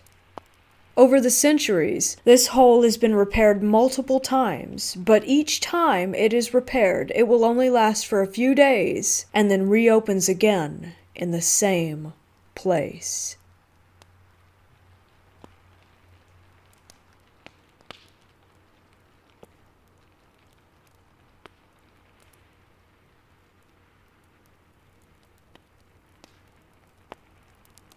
I was a jail nurse for about 3 years in a correctional facility that housed approximately 1,300 inmates. Loved the job, would have stayed longer, but administration sucked. Anyhow, that's another story. I worked night shift, and I've had some really creepy things happen that just could not be rationally explained. I worked both booking and infirmary, but the majority of the incidents occurred in the infirmary. Okay, so I was there maybe a month. Not a new nurse, but new to corrections. Anyone who has spent any time in a jail will tell you that when those heavy doors slam shut, it is a very distinctive, definitive, loud noise. To get into the infirmary, you have to have a key or be buzzed in by a central control. So I'm sitting at my desk, and I hear the metal door outside my office click, like someone from Central has unlocked it, and it opens about halfway, and then just slammed shut. Now in my office, there is a huge glass window so that the nursing staff can see any inmates that are about to enter. When the door slammed, I thought it was just one of the officers messing around, and I jumped up and went to the window, but no one was there. I called Central, and the officer that answered sounded like I just woke him from a sound sleep, and I said, "Ha ha, very funny." He had no idea what I was talking about. And I knew this officer, and I was surprised that he would go along with any type of prank, because frankly, he was kind of a jerk-off with absolutely no sense of humor. After that, I just thought it was some mechanical glitch. I sat down, and everything just changed. It felt colder, and I sensed that I was being watched. I was just all around uncomfortable. I took my stethoscope from around my neck and put it on the desk and left my office to go into the medical department. I stayed in medical for a few, talking to the staff in there, and then went back to my office. When I walked in, I went to grab my stethoscope off the desk to check an inmate, and it wasn't there. I looked on the desk, on the side, underneath. It just wasn't there. I should mention that when I left my office, I did lock the door as per protocol, and I'm the only one on the shift with the key. Now I think I'm going crazy, so I start looking everywhere, and I cannot find it. In my office, there is a large closet that holds all supplies that is also locked, with the key being on the set of keys that I carry. Anyhow, later in the shift, I needed to go into the closet and get something. I really don't remember what. And sitting in the middle of the floor is my stethoscope. I picked it up, and the heavy metal door outside my office clicks again, opens halfway, and slams shut. I locked the closet, locked my office, and went out for a smoke. I was scared shitless, but I had responsibilities and patients to look after. So I go back in, and I swear the whole atmosphere was lighter. It was warmer, and I felt way more comfortable. When my shift was over, the central officers rewound the tapes for me, and I saw the doors just open and slam shut with not a single person near them or in the hallway. I wish I could say that that was the last time it happened, or that I got more comfortable with it. I did not, because each time it happened, it seems that the doors slammed harder, and that uncomfortable feeling lasted longer and longer, almost as if I were being stalked. Things that went missing were found in different parts in the jail. My pen case in the women's wing, my med sheets in solitary central control room, my portable blood pressure cuff in the kitchen. And each and every time something of mine would show up in another part of the jail, the officers and I would look at the tapes and see no one. Remember, I said I felt like I was being stalked. Well, that's because all these things happened to me, but no other nurse who worked nights. Not one other nurse who worked on my days off had anything happen either. No doors slam, click open, shut, no stuff moving. It was just me. Every officer and every one of the medical staff who worked there well before I got there swore up and down that this kind of incident never, ever had occurred before. It got to the point for me that I started just not staying in my office. I would just get all the stuff that I needed for my shift and sit at the officer's desk. I did that until I left there and got another job. I haven't had anything like that happen ever again.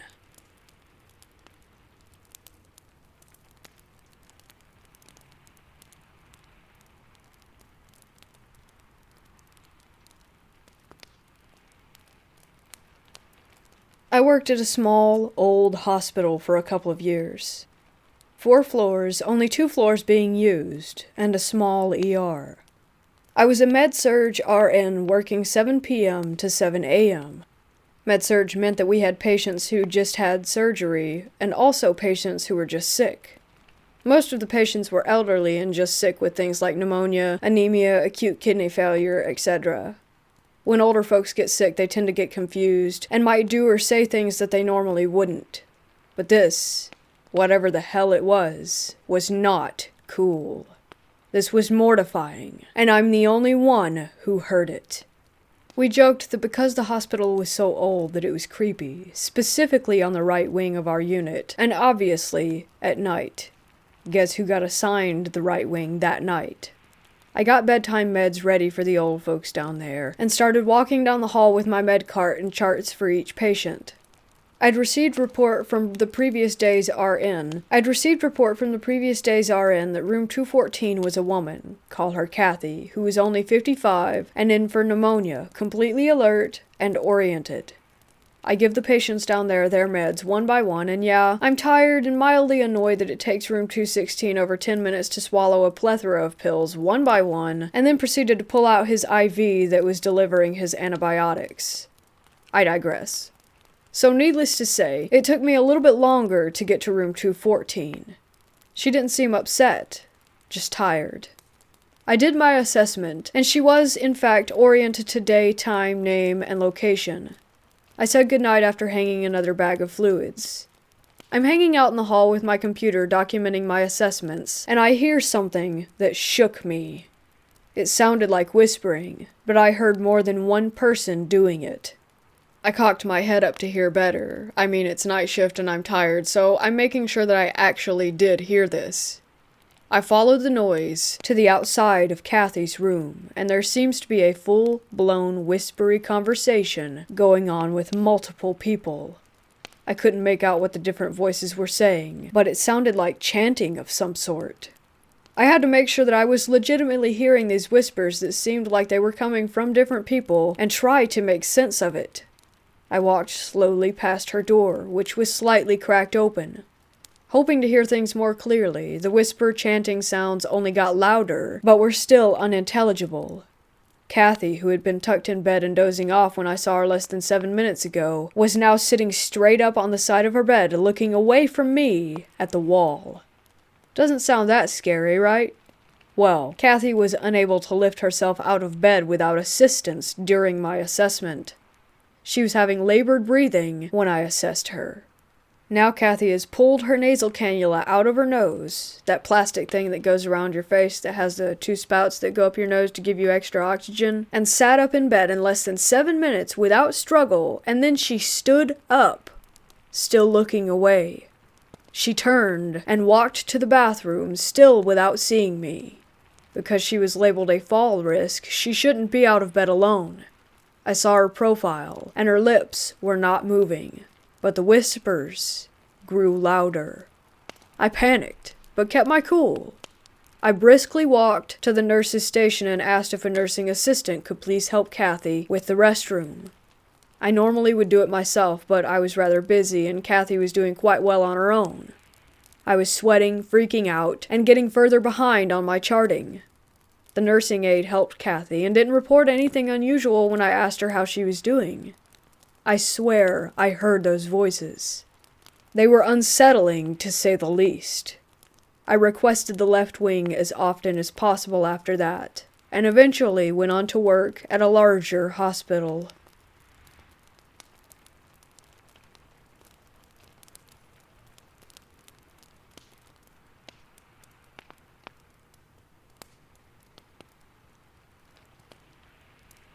This happened when I was around 9 or 10.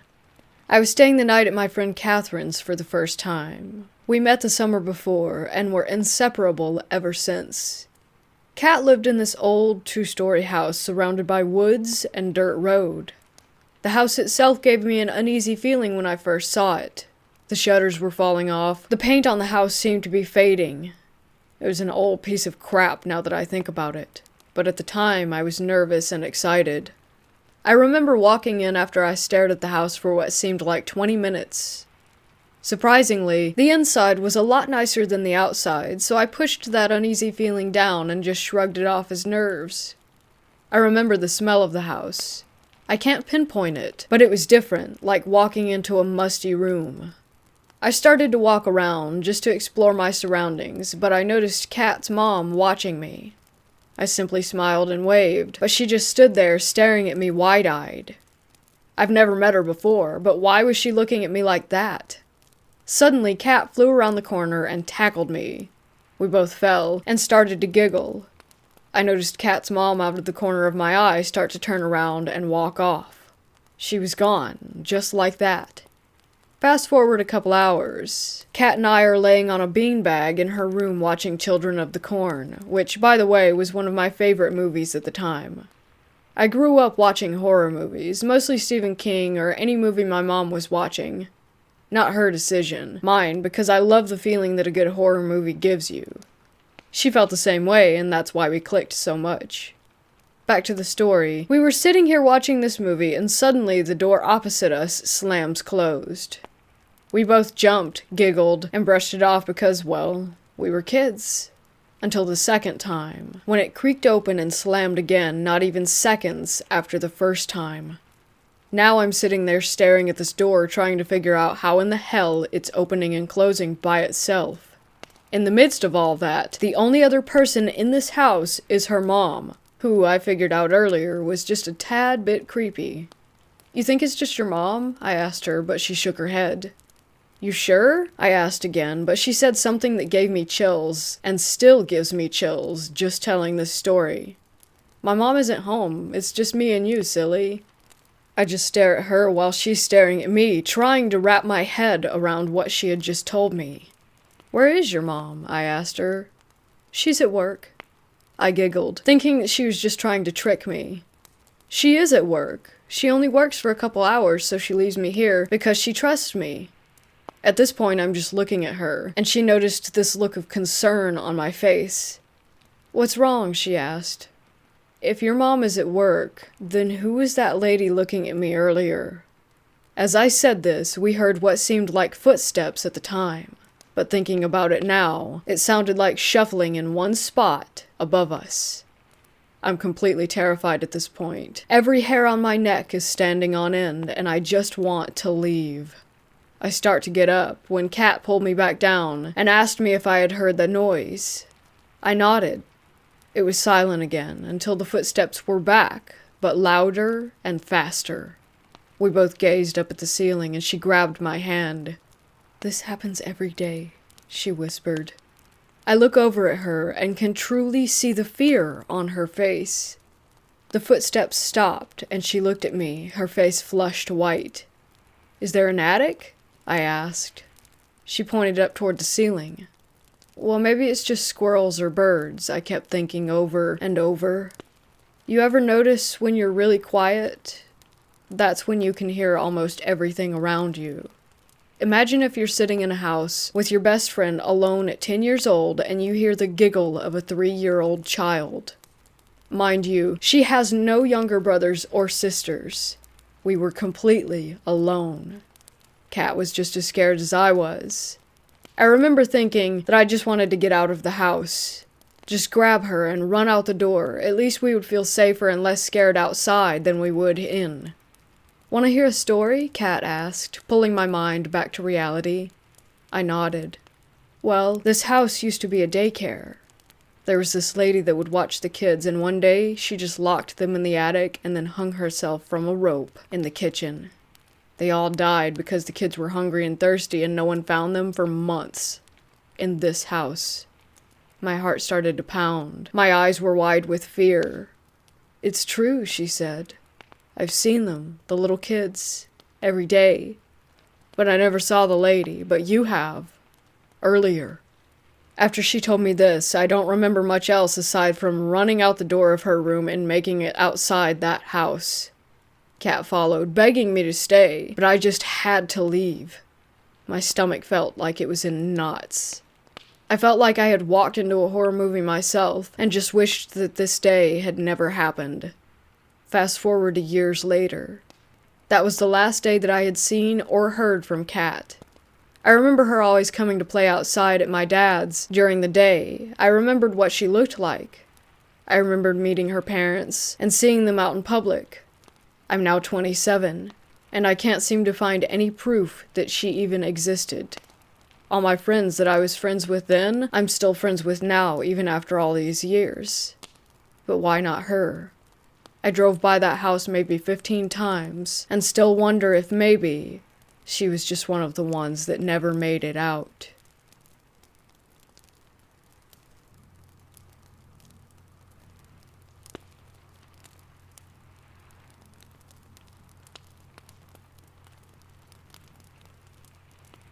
I was with my niece, who's on her high school soccer team and is taking it pretty serious and attempting to get some kind of scholarship out of it.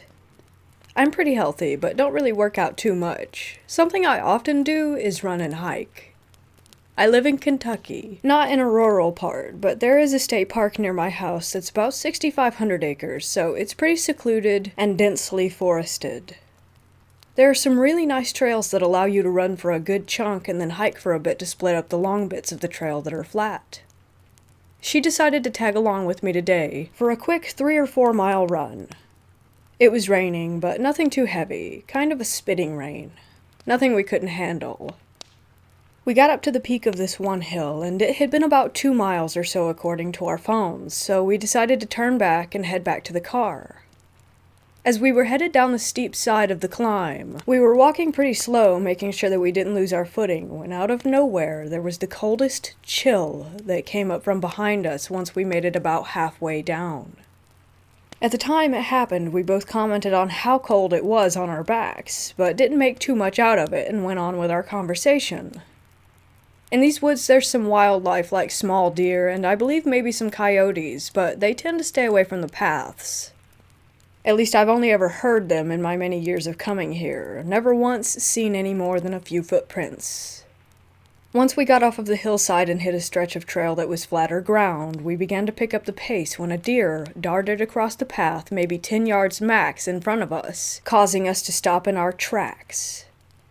The first deer was then followed by 3 more, and not one of them even so much as looked our way.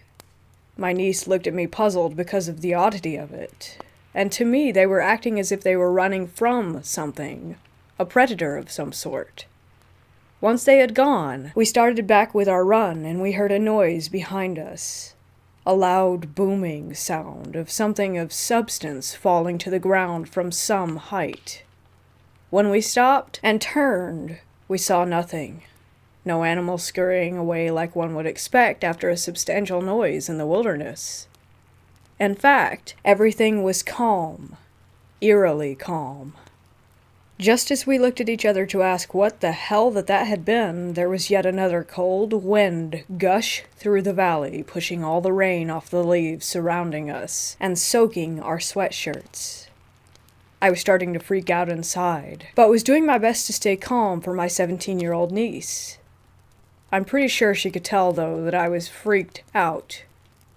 I tell her, "Come on, let's get to the car," and we take off again, and there was a man leaned up against a tree on the side of the trail, dressed in a black suit with a white button-up shirt on. His collar was opened, but he had a tie on, sagging like a tired businessman on the way home from a long day. It startled me at first. I was not expecting to see anyone for a few reasons, one being that we were at least a mile away from any parking lot or street, another being that we had never heard or seen him coming, and the stretch of trail that we were on was flat and open for a good half-mile. I got over to put myself between the man and my niece as we jogged past him. When we did, I looked him in the eye and gave him a "how you doing" nod as we went along. He was sort of pale. His eyes were very white, but his irises were ice blue. Everything I saw from the quick look that I got close up looked to be clean-cut and proper. I did not notice a speck of mud on him anywhere, and the two of us had it caked on the bottom of our shoes and even on the back of our pants and shirts from kicking it up on us as we ran. We had to get to the top of another hill, smaller than the last, but still quite the hike.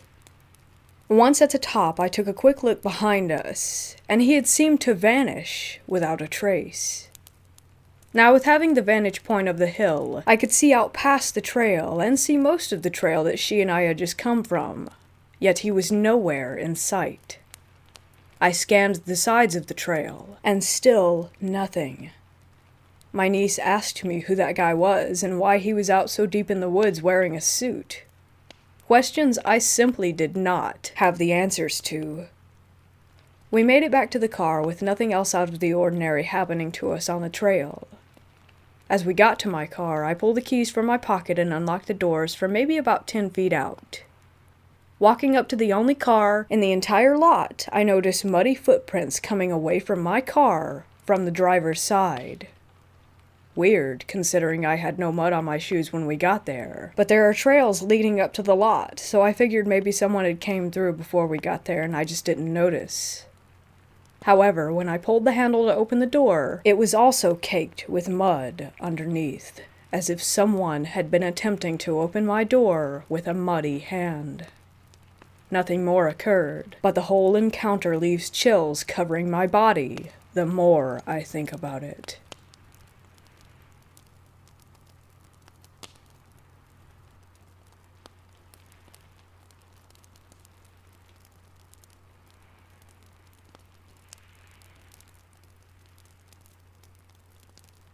I wanted to start this off with a trigger warning, as it does speak of suicide. There isn't any detail of how this person died, but I know that this subject is hard to read about and listen to for others. Back in 2018, I met a really sweet girl at my church, and we became pretty good friends. We would sit by each other or nearby every service. We attended canned food drives to help others around Thanksgiving. We sat together with a few older couples at church lunches, but we weren't close outside of that. At one point, we had each other's Snapchats before I deleted mine. The week before my birthday, I went to church as normal, ate breakfast with another friend of mine and her kids, and made my way to the sanctuary. I saw Lily sitting on the right-hand side of the aisle, and I sat next to her. We talked for a bit before the service started. However, halfway through, she got a phone call and left. She didn't come back, so I figured that she had had a family emergency or had to go to work early. I finished up at church, talked to my pastor and his family, and then headed home to give a couple piano lessons. Nothing else odd or weird crossed my mind. I just carried on with my week until next Sunday. The following Sunday happened to be my birthday. I was excited because it was my golden birthday, the year of 25. I don't usually like to celebrate, but this was gonna be a good one.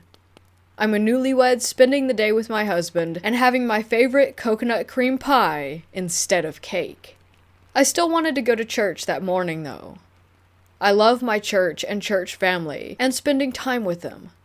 From the minute the church doors opened, everything was off. I went down to the basement and had a cup of cold coffee, a bagel, and I noticed a few people around me who were just pale, cold. I can't even properly describe the sadness on their faces. I'm a pretty introverted person, so I didn't ask any questions. I just went back upstairs to the sanctuary and waited for the service to start. My pastor walked up to the podium with tears in his eyes. He began telling us about how there was a tragedy within the church. Lily had committed suicide the weekend prior, Friday night to be specific.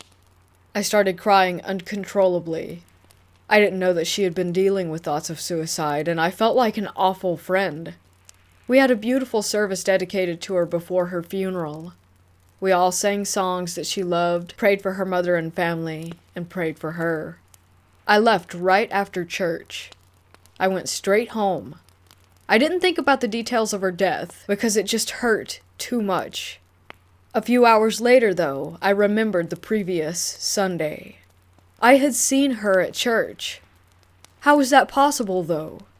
She passed away Friday night, but I somehow saw her on Sunday.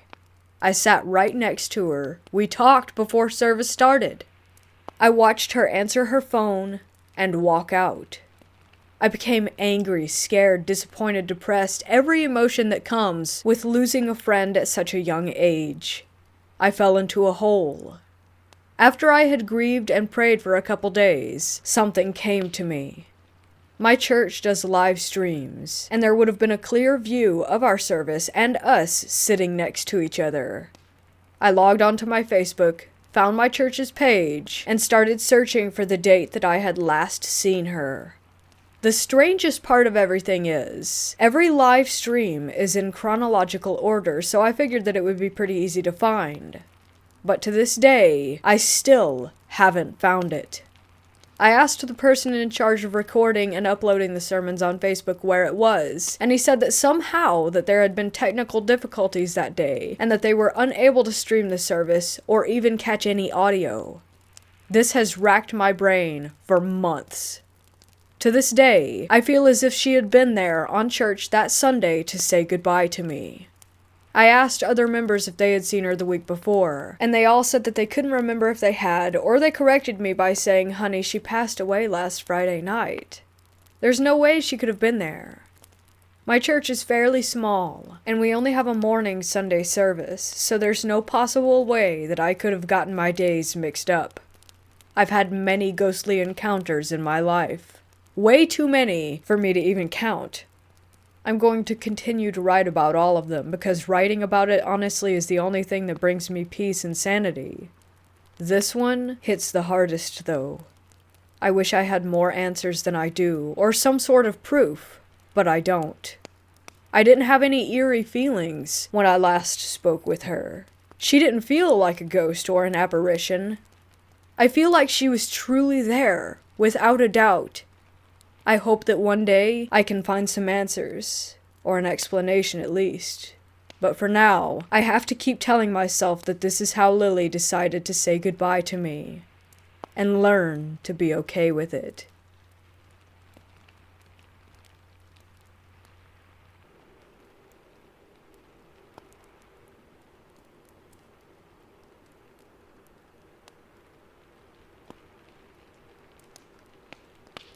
My family on my dad's side have many stories of witches.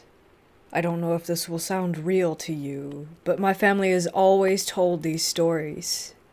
My uncles, dad, and grandpa all have a story related to a witch encounter. Some of my aunts as well, and grandma. I believe them, and am here to share their stories. My dad's family come from a small ranch in Mexico. The ranch is really huge, so huge that basically all of my family lives there. Usually if you live there, you're related, but there's probably only 4 or 5 other families that aren't related to us. Once my uncles were getting ready for a party. They were young at the time, maybe early 20s. The party they were going to was at another ranch. My uncles used to party a lot. Sometimes they would come back very late. Actually, that was usually the case. They got ready and started heading out. It was very dark, but they didn't care. They got to the party and one of my uncles, Steve, saw these 2 girls away in the corner. He saw them and said that they were very beautiful. They had light-colored hair and light skin. Being in Mexico, it was really rare to see a girl like that. Steve then elbowed my other uncle, Andrew. They then walked up to the two girls and started dancing. After a few dances, they headed home. They said bye to the girls and took off on their horses. They had been riding for about 30 minutes when they saw the same two blonde girls walking down the dirt road.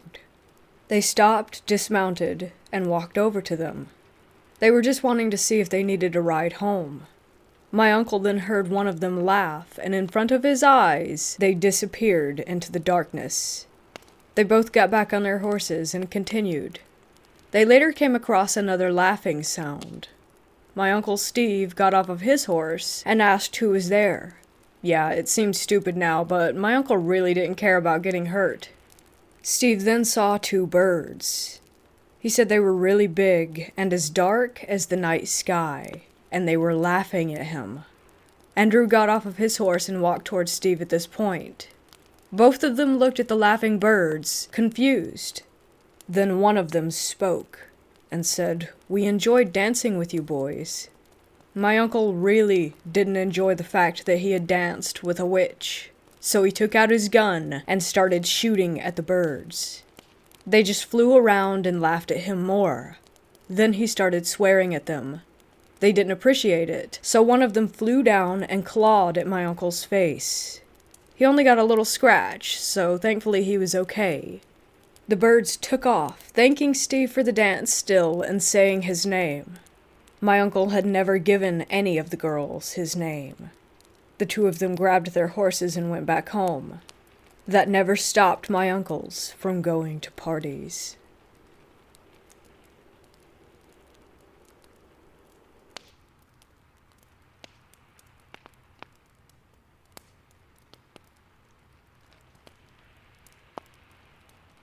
I have an attic in my house, and ever since I was young, I hated going up there. It was dark, 'cause there was no light, and it was always absolutely freezing. It had a really bad energy, and my anxiety would skyrocket whenever I had to go up there with my dad. It felt like someone had set a timer, and time was running out, if that makes sense. It was like I had to get out of there ASAP, or something would happen. In 2016, my parents decided to convert the attic and make it into their bedroom. After this happened, I noticed a lot of unexplainable events. One day, I was off from school and I was home alone. I was lying on my bed watching Jeremy Kyle show clips with both of my cats on the bed with me. Then I heard what sounded like someone walking down the stairs from the attic. It's a very distinct sound, and I knew it was the stairs creaking as they were new and didn't normally make any noise. I paused the video and listened. I didn't hear anything, so I continued watching, now a little on edge. 2 minutes later, I heard the footsteps again. Peanut, my cat, started hissing and meowing and went to the end of my bed and hid. At this point, I was tearing up. I somehow managed to get out of bed and pull my dresser in front of my door. I sat in front of the door and called my dad, sobbing. I explained to him what was happening, and he said, "Go out of my room and look." Hell no. I begged him to call my neighbors to come in and get me. It was only after I called my dad 5 times, he kept hanging up on me, that he called my neighbors. One of my neighbors, who have a key, came in. I flew down the stairs, sobbing and shaking. My neighbor checked the house, but no one was there. I didn't feel safe staying home for weeks after this. My best friend and I would hang out after school at my house most days, and whenever we did, we would always hear noises from upstairs. One time in particular, we were in the kitchen making noodles, and we heard banging. I assumed it was my cat and didn't think much of it. My friend then shushed me and said to listen. From upstairs, I could hear the sound of someone opening and closing a chest of drawers and slamming my wardrobe open and shut. Now my cats are loud, but how on earth does a cat open up a drawer? It's a very distinct sound. We ended up waiting in my back garden holding a paint scraper and a knife until my dad came home. This is by far one of the scariest ones. My dad called up the stairs to me and said he was going to the shops. Once he left, I went downstairs to grab some food. I asked my sister if she wanted anything to eat, and she said yes. She was in the front room, so I was talking to her from the kitchen. My dad knocked on the door, and I yelled at her to get it. She didn't. I went to answer it, giving it to her for being lazy. When I opened the door, in came my dad and my sister. After months of noises, banging, hearing people talking and walking around when I was home alone, I was sick of it. I felt anxious to be in my own home, and I had other things to worry about. So one day I decided to try to talk to whatever it was that was in my house. I didn't use a Ouija board. I just sat on my stairs and had a chat, I guess. I told him that I respect that they were in this house before I was, but that they were scaring me and stressing me out. I asked if they would be able to leave or at least stop frightening me. After this, I've never had anything happen in my house. No banging or noises. I think that it was the spirits of the previous owners, a nice elderly couple who sadly died in the house of natural causes.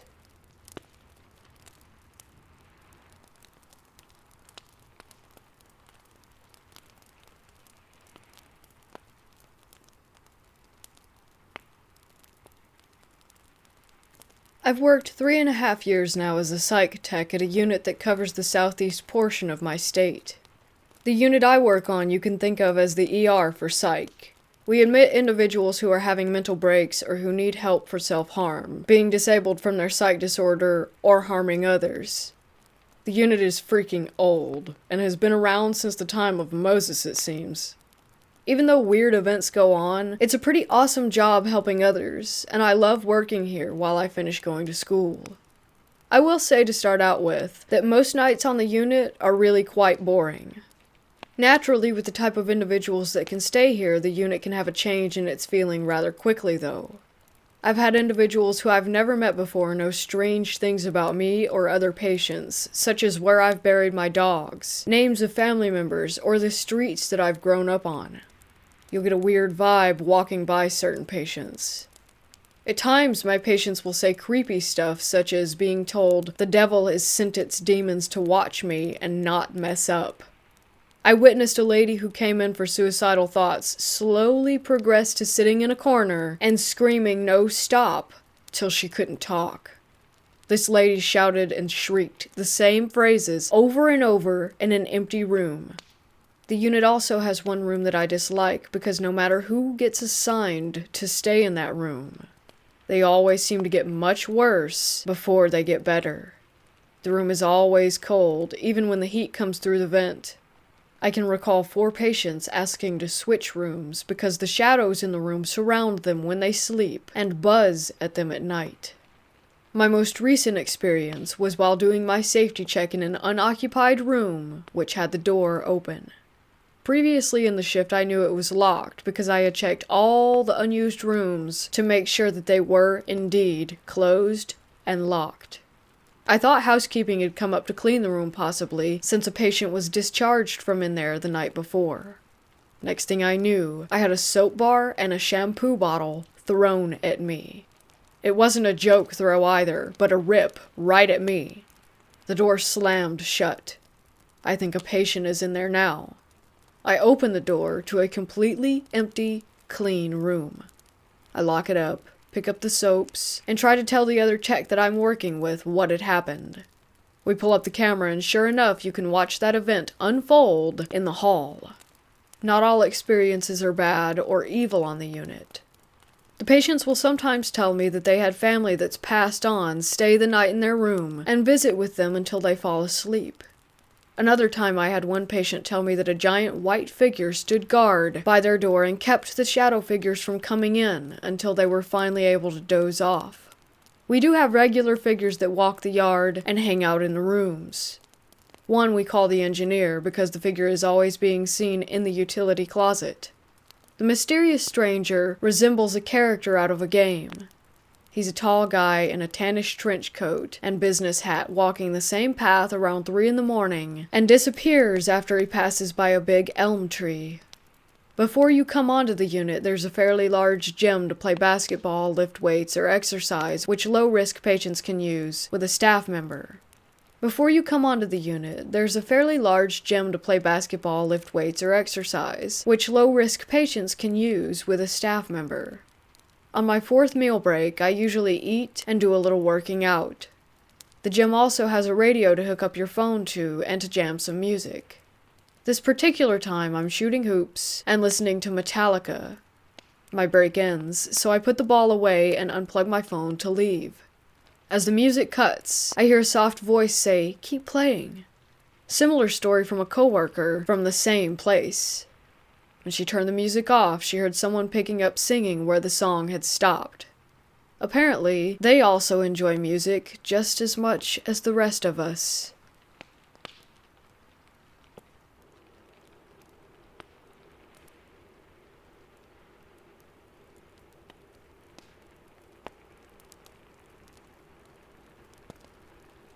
I was living with my parents in Mexico City. They were missionaries preaching the gospel. When I was 7, we were living in a small town. One day my mom woke me up around 3 or 4 in the morning. She brought me to the window and said, "I wanted to show you why we are here and why we do what we do." She picked me up and showed me a strange woman standing in our front yard doing some ritual or something. She had something on her face and hands that looked exactly like the Elephant Man, like the bark of a tree. She had candles lit and the whole setup. This woman lives in this village, and she knows who we are and what we're doing here. Our being here interrupts her way of life and the energy that she taps into, my mom told me. I'm showing you this because I want you to know what kind of things we fight against. This isn't just preaching the Bible to people and trying to make their lives better. This is a battle against a world of darkness, and you are a part of it. My parents knew this was serious, but weren't really that worried about it because they could just pray it off and nothing ever happened. I bet that made the woman even more angry. On that day, I realized that witches are real and not just a fairy tale, especially since she had stuff growing on her. Demons really do give some sort of power to people. That day was not only a crazy experience, but the most terrifying thing I've ever seen. We moved 2 years later because I wanted to be a normal American kid that goes to school and has friends and stuff. A few years after we left, a family that we knew and had worked with died from a truck driver not seeing them on a cliff. I can't help but wonder if that was just a freak accident or something more. The whole thing creeps me out.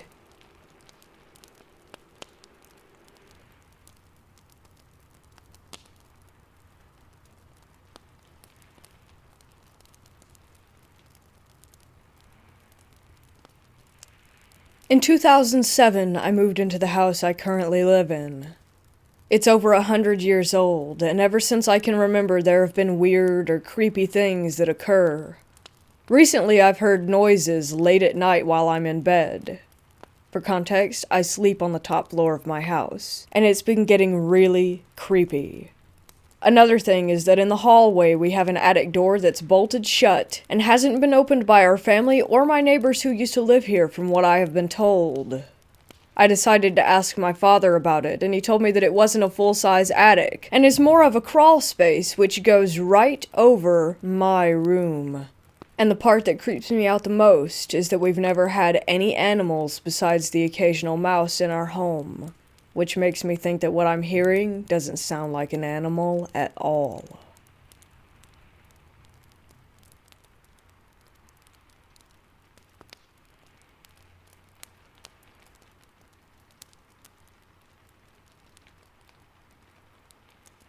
My first visit to this hospital was in 2018. After searching for the address for a while, I came across one that looked accurate enough and went on my way to that lost place with a friend of mine. We arrived, astonished by the size of the complex. I didn't do a lot of research before that. I just knew that it used to be a hospital and was built during World War II, and by the address, it seemed legit. On our way down from the parking lot to the lost place, our excitement was growing. but so was our anxiety for reasons that we just couldn't ascertain. We make our way onto the complex at the part where the main entrance was before, and the air felt really dense.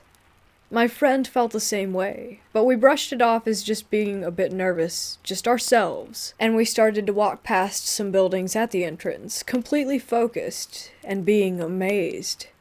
At some point, my pulse must have slowed down due to me being focused on trying to take in everything I was seeing, because I noticed that it increased in speed when we reached the buildings where I suspected that the patients would have been.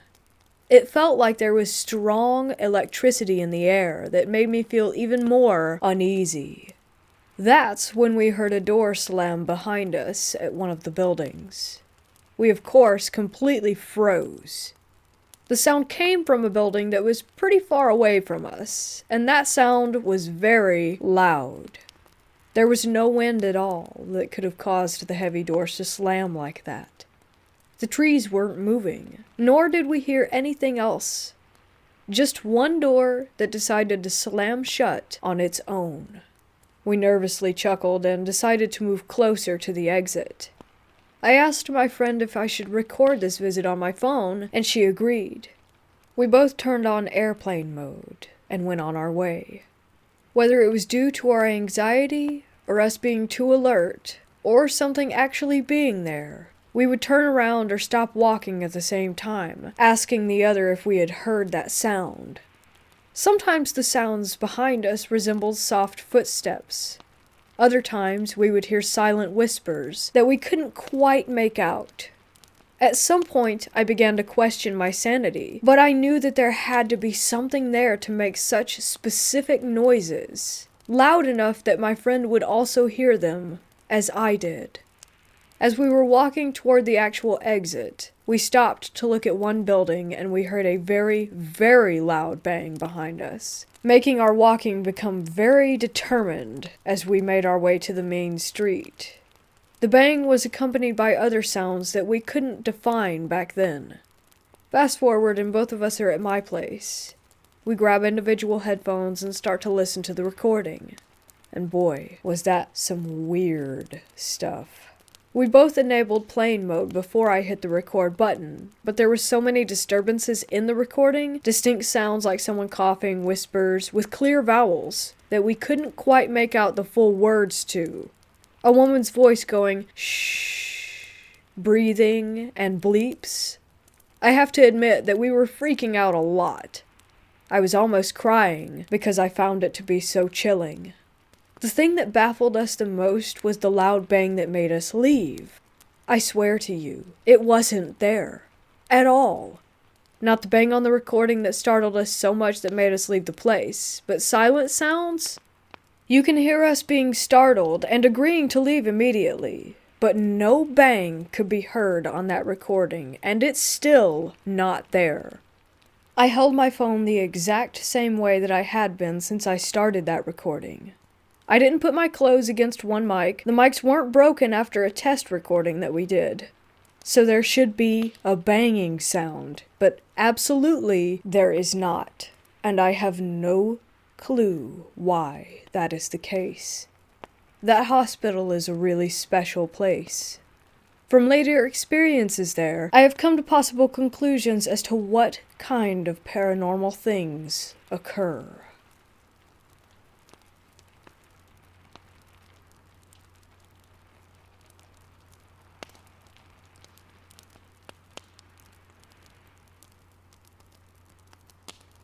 I have a story of the first time that I saw a ghost in full body manifestation.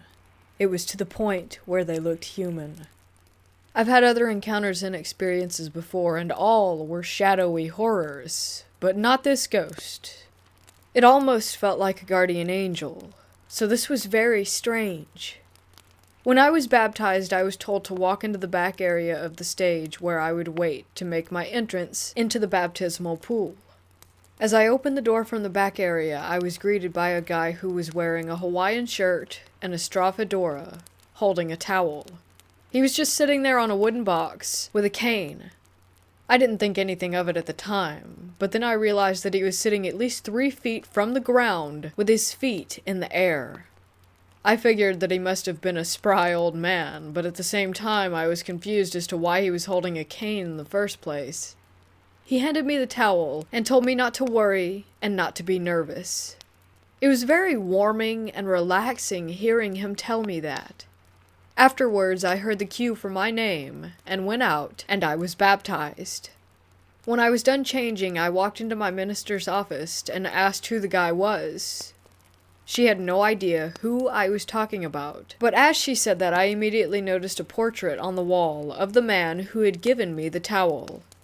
In the portrait, he was wearing a suit instead, but the face was definitely the same. I pointed at the photo and said, "Him. Who's that guy? Is he the chairman of the board?" She said, "No, he's a founding member of this church. He passed away a long time ago." I was so baffled. I told her it had to have been him, that it had just happened no less than 20 minutes ago. I went back to the place where he was, and there was a shelf of blankets and towels sitting on top of the box that he was sitting on. All I could think of in total shock was that there was no way that old man had propped that up there by himself in the last 15 minutes, and I quickly prayed and thanked him. After that, I've never had a similar experience. I still only ever encounter negative energy-driven entities in shadows, not pure ones, like him.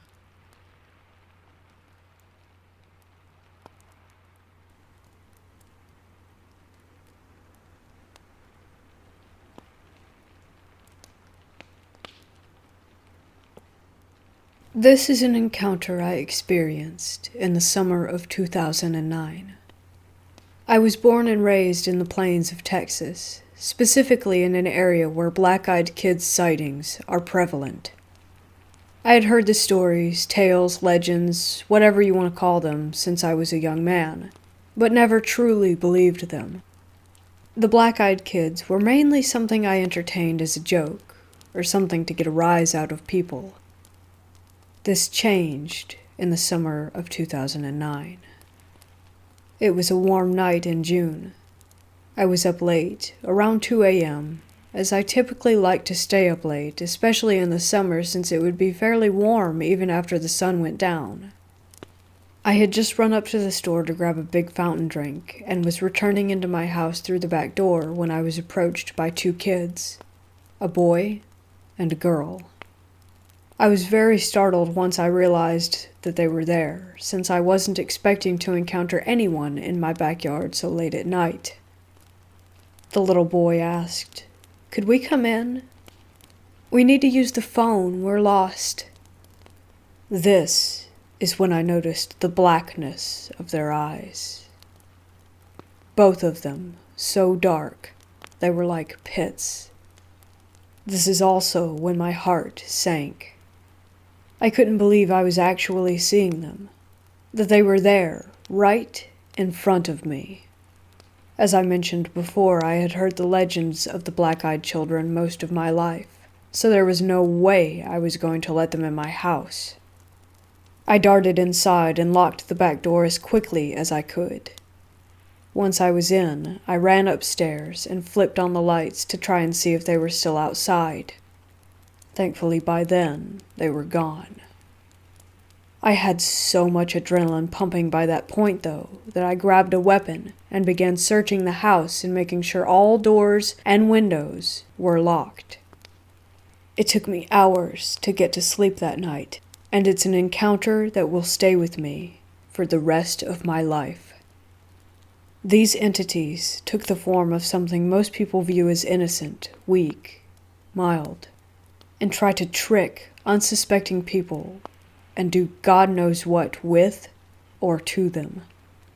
I'm just glad my reflexes kicked in and I was able to live to tell the tale.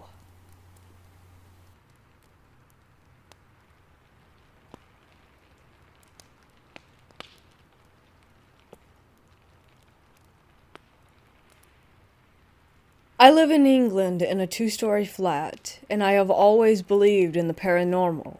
But my dad does not believe in any type of ghost or anything supernatural. I never thought that this flat was haunted. However, as I got older, I started to feel uncomfortable by myself, and I saw shadows downstairs out of the corner of my eye. Now, there is an attic directly above our second floor, but there is no way for us to enter it, as you cannot access it from this flat. The only way to access this attic is by having a specific key that can open the attic, as it is council flats, which is above my neighbor's house. However, the attic above my flat is the only one which is blocked off, and there is no way to enter it. I have the last flat on the end of these 18 council flats. There are no neighbors above us, just the attic, which no one can access without that key, and they would still not be able to get above our flat. One night about 2 years ago, all of the family was in bed, and it was about 3 in the morning. All of a sudden, I heard something crash above. It was so loud that it woke all my family members up, and we all got up and stood on the landing together. After that bang, we heard 3 loud footsteps, and the sound of something being dragged behind these footsteps. It was so scary, as we know that nobody can physically get up there. My dad was not convinced that it was a ghost. He thought that somebody had somehow gotten into the attic, so he went outside to check if the communal attic door was opened.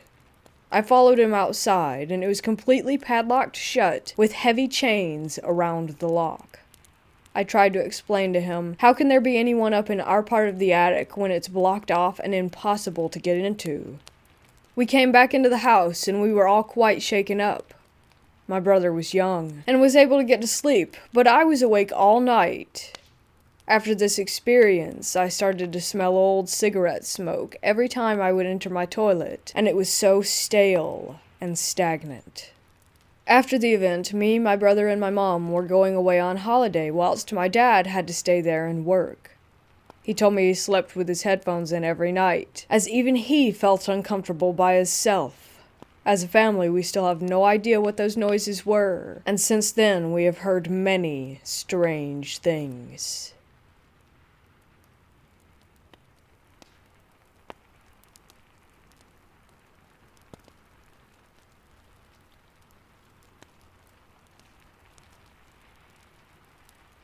When I was a child, my family often spent the weekends or the holidays at my grandmother's house.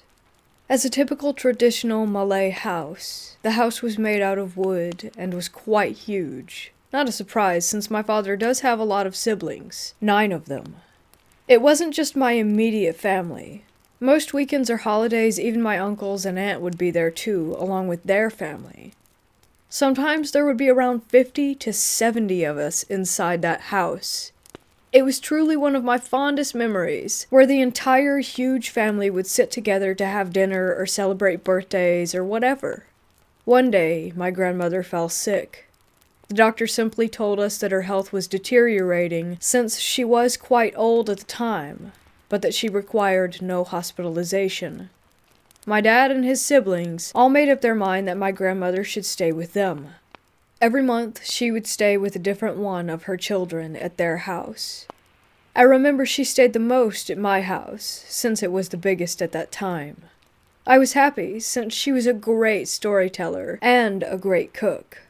In the meantime, my father and uncles hired a nearby neighbor to take care of and clean my grandmother's house every once in a while. Unfortunately, her health continued to decline. She told my father that she wanted to stay in her old home. At first, we didn't like the idea with her being alone in that house, especially with her declining health. After much discussion, my eldest uncle decided to build a house directly in front of my grandmother's house for him to stay in. In the meantime, they would rent a nearby house so that he or my cousins could visit her every day. My father and his siblings also agreed to hire a nanny for my grandmother so that she would never be alone. Fortunately, despite no one having been staying in the house for about 2 years, it was relatively clean. It had been almost a week since my grandmother returned to her own home. The weekend was coming, and my father decided to bring back the tradition of staying at my grandmother's. That Friday night, around 2 of us were there, and that night strange things began to happen. The first to notice that something was off were my cousins. They were all the daughters of Dad's youngest sibling. They were always cheerful, but at that time, I remember their faces almost always looking terrified. I chalked it up to them just being kids, which was ironic since I was only around 10 myself at that time. Then, as I walked past their bedroom, I heard through the thin wall that the girls complained to their parents that they had noticed a few shadowy figures, which had been all over the house. My uncle tried to convince them that it was just their imagination. I decided not to care much. I was too tired and sleepy. That night, while I was sleeping, I remember waking up and staring above and seeing something terrifying. Just so you know, a traditional Malay house rarely has a ceiling. The house beam was exposed, and you can see the inside layer of the roof. During my sudden awakening, I saw something like a shadow sitting on the house beam. I had to rub my eyes to see, and after a while I began to make out what it was. It was some sort of creature or something. Am I still dreaming? I thought to myself. I was utterly terrified. I could see the creature, but it was like my brain failed to see exactly how it looked. Sometimes it would look like a lion, then a crocodile, then a huge bird or some other kind of animal. And then it looked at me. All I could remember was its huge red eyes and a wide grin filled with fangs. I tried to scream, but my voice stuck in my throat, and my body felt stiff as if I were paralyzed. All I could do was slowly pull up the blanket and hide my body underneath it, and force myself to go back to sleep, hoping that it was a nightmare. The next day, as I sat alone at the stairs, trying to get rid of the memories of what happened, from the corner of my eyes, I could sense that someone or something had been peeking out from the toilet area looking at the living room. It appeared to be a child, or was the size of a child, with pale, gray skin. Another time I was sitting in a chair in the living room. At first I thought it was just my imagination, but it happened throughout the day and the night. That same child. Then I heard my aunts talking with each other. It turns out that I wasn't the only one who had noticed it. The entire family had seen it too. Or rather, we could only see it through the corner of our eyes. When we all turned to look at it directly, it disappeared. Some decided to check it out themselves, and yet nothing would ever be there. My uncle quietly told us that when a house was abandoned, there will always be something that will live there. That house had been abandoned for 2 years before, so obviously something had moved in, and we were all simply intruders. He told us that if we didn't bother them, they wouldn't bother us. That night we all prayed together, as well as recited some holy prayers. Yet I could still see the little stalker, and I could begin to notice a few shadows around the house that did not belong to the furniture or to the other people living there. Worse for me was at night. I woke up again, and this time the thing was already grinning at me with what I assumed a hand or finger poking at my cheek. It didn't feel solid at all. It felt more like a cloud of smoke. Again, I tried to scream, but my body felt stiff. Like before, I could only slowly pull my blanket to cover my head and force myself back to sleep. I never dare to sleep at that house ever again. Anytime we ever went back to my grandmother's house, during either weekends or holidays, I simply stayed at my uncle's house that was right in front of it. Yet every time I entered there, I could still sense the small figure poking its head out from the bathroom wall and the shadows that would be moving around. My grandmother passed away around 8 years ago, and since then we never have had reason to stay at that house. Now, the house was downsized while I was at university, yet it still has the original layout of the lower area. They only actually got rid of the upper area. I asked my father why not simply demolish the entire building. He then told me that even getting rid of the upper area was difficult. Workers were pushed by nothing, and electronics and engines would always malfunction. In the end, they decided not to touch the bottom area and just continue to use it as storage.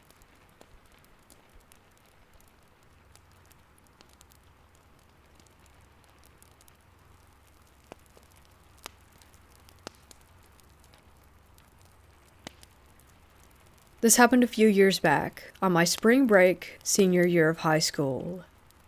I was hiking part of the Long Trail, which goes south from Glastonbury to Bennington, and it was the usual very cold nights, warm, muddy days Vermont usually has in spring, so pretty fun to hike in. I was going to take a day and rest my feet, go swimming in a pond and cool off, so I took a detour onto the Bald Mountain Trail. I got to my campsite around 5, and the sun was setting, so I set up my hammock and rain tarp and made a fire. I made some Mountain House beef stroganoff and decided to just lay down and watch the flames. I hadn't seen anyone since before noon, which is unusual because it's a pretty well-traveled section of the trail. I started to get really uneasy, and it definitely felt like someone was watching me from a distance. I ended up sitting with my back against a maple, facing the fire and holding my camp knife. A few hours later, 9-ish, I heard a really loud crash in the woods, like a plane falling out of the sky or a freight train right next to me. Then dead silence. No wind, no leaves, no owls, just absolute quiet. I remember getting really uncomfortable and shouting out to see if there was anyone out there, but I just started hearing a really subtle droning noise, like a key being rubbed on a brass string or radio static, but super low pitched. I didn't sleep at all that night. I just watched the moon go really slowly over the sky and the sound get quieter as it got lighter outside. When I could see well enough to walk, I picked up my gear and sprinted back to the main trail and found some people up early and hiked with them all the way back.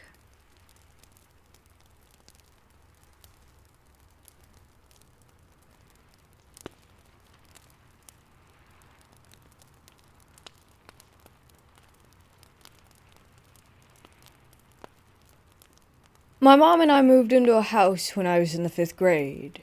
For the record, I'm 25 now. And there was a room in the attic that looked like it was actually built to be part of the house and not some makeshift DIY room. The attic was also not your typical attic with a pull-down door, but a walk-through door.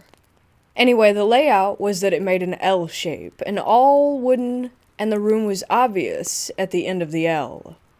We used the attic for Christmas decorations and whatnot. But anyhow, on with the story. I turned the room into my little hangout area. The only thing in there when we moved in was a wooden table with 4 chairs and then some weird bench that I hear was a bed, but it didn't look big enough. So me and my friends would always go in there to hang out, play games, and whatnot. Well, one day I accidentally broke the table and was worried that my mom was going to be mad at me. I don't think she would have cared since the stuff was so old. But out of fear, I just grabbed all the stuff that I owned and left the room, closing the door behind me. I think I remember once going back in there a few years later, like 9th grade maybe, but never actually spent an extended period of time. I would always stack the Christmas decorations in front of the wall and door to it. The year before we moved, we decided to move everything into the garage after Christmas for my senior year in high school. That way we didn't have to deal with it when the movers showed up. We never used the garage anyway, but got rid of lots of stuff the year prior, so we had plenty of room.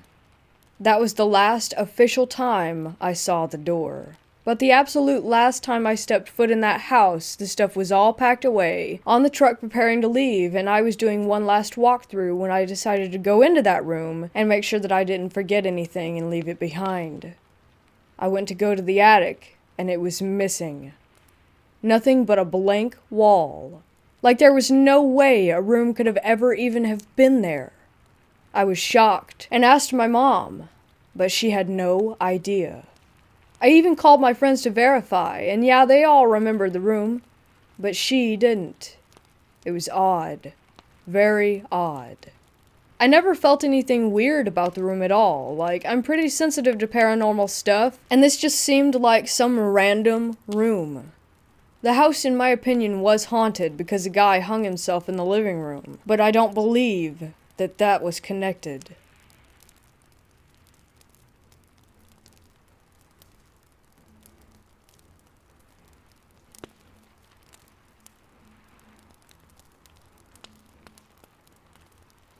I'm a logical person, and I do consider myself a skeptic, even though I know what I saw, and I know that it really happened. Maybe it's just that I tend to be skeptical about most things. I will, as briefly as I can, describe a little history of the house and the changes my family made to it, because I believe that it applies to what I experienced. I'm originally from a small farming town in Washington State. My parents bought a ranch-style house in this town in the early 1980s, and we lived there until early 1993. The house was built in the mid-1950s, and was known as a party house in the 1970s when my parents were in high school. My parents did a lot of work on the house, as it was a little run down when they bought it. There were many holes punched in the walls and doors. The original hardwood floors were in rough shape, and the family room and original master bedroom had disgusting, torn, brown and lime green shag carpeting. The original master bedroom also had wood paneling on the walls. We tore out all the paneling and replaced the horrifying shag carpets with vinyl and new carpeting and renovated the bathrooms. The main change that my parents did to the house was they added a new master bedroom to the back of the house and converted the old master bedroom to a large laundry room / sewing and crafts room for my mom. The new master bedroom was added onto the other side of the master bedroom from the original master bedroom turned laundry room. I include all of this because during college, I mentioned what happened in this house to a friend of mine who was really into the paranormal, and he suggested that the renovations my parents did, in combination with it being a former party house where there had been drug use and possibly violence, had stirred something up. So one side of the house was set up as follows, from front to back. Family room, the new laundry room, the master bathroom, then the new master bedroom at the back. The kitchen was to the right of the family room if you were facing the door to the laundry room, and could be partially seen from the family room. Now to my experiences. The Void Man. I do not know how old I was when I first saw it, or how old I was when I last saw it. I lived in the house until just before my 8th birthday. I was between 5 and 7. That much I do know. I mostly saw it when I was in the family room. It would stand perfectly still in the doorway from the family room to the laundry room. It seemed to be staring at me, but it had no eyes. It was a pitch-black void in the shape of a human. There were no discernible facial or other body features on it. It was a body with a head on top. The outline of the body appeared to be slightly fuzzy or misty. I would say it was over 6 feet tall. I should also mention that no one who lived in the house was that tall. My mom was maybe 5'3", my dad is 5'7", and my brother was a toddler at this time, so it couldn't be me misremembering any of them. I would just stand there and stare back at it. I felt frozen and didn't know what to do or say.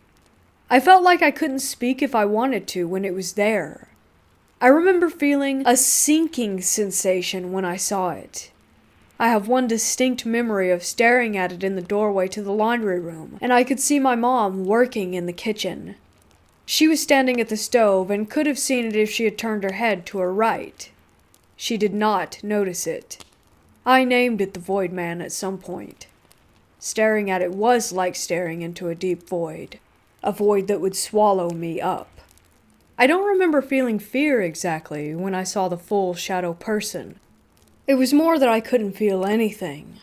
That was not the case for the other way that I would see it. It would like to peek its head around the door frames at me. It would do it several times in rapid succession. That would terrify me. I think that was its intention. I would usually go running off to my room or to go find my mom. I only ever saw the full body of the Void Man from the family room looking into the laundry room, but it would peek its head out at me from both of the laundry room doors, the one leading into the family room and the one leading into the master bathroom. If my parents ever saw anything, they had never mentioned it, and I have never mentioned it to them. I'm sure that there are those out there that will say, well, you were very young, you must be remembering wrong, or you made it up at some point and then it became real to you over time. I wish this was the case. I really do. But I remember the Void Man very vividly. I know that I saw this thing, whatever it was. We moved out of that house in 1993 and moved into one that we had built. I have never seen anything like what I did in that house ever again, but the experience has followed me my entire life. I have a nervousness about open doors and what I might see on the other side.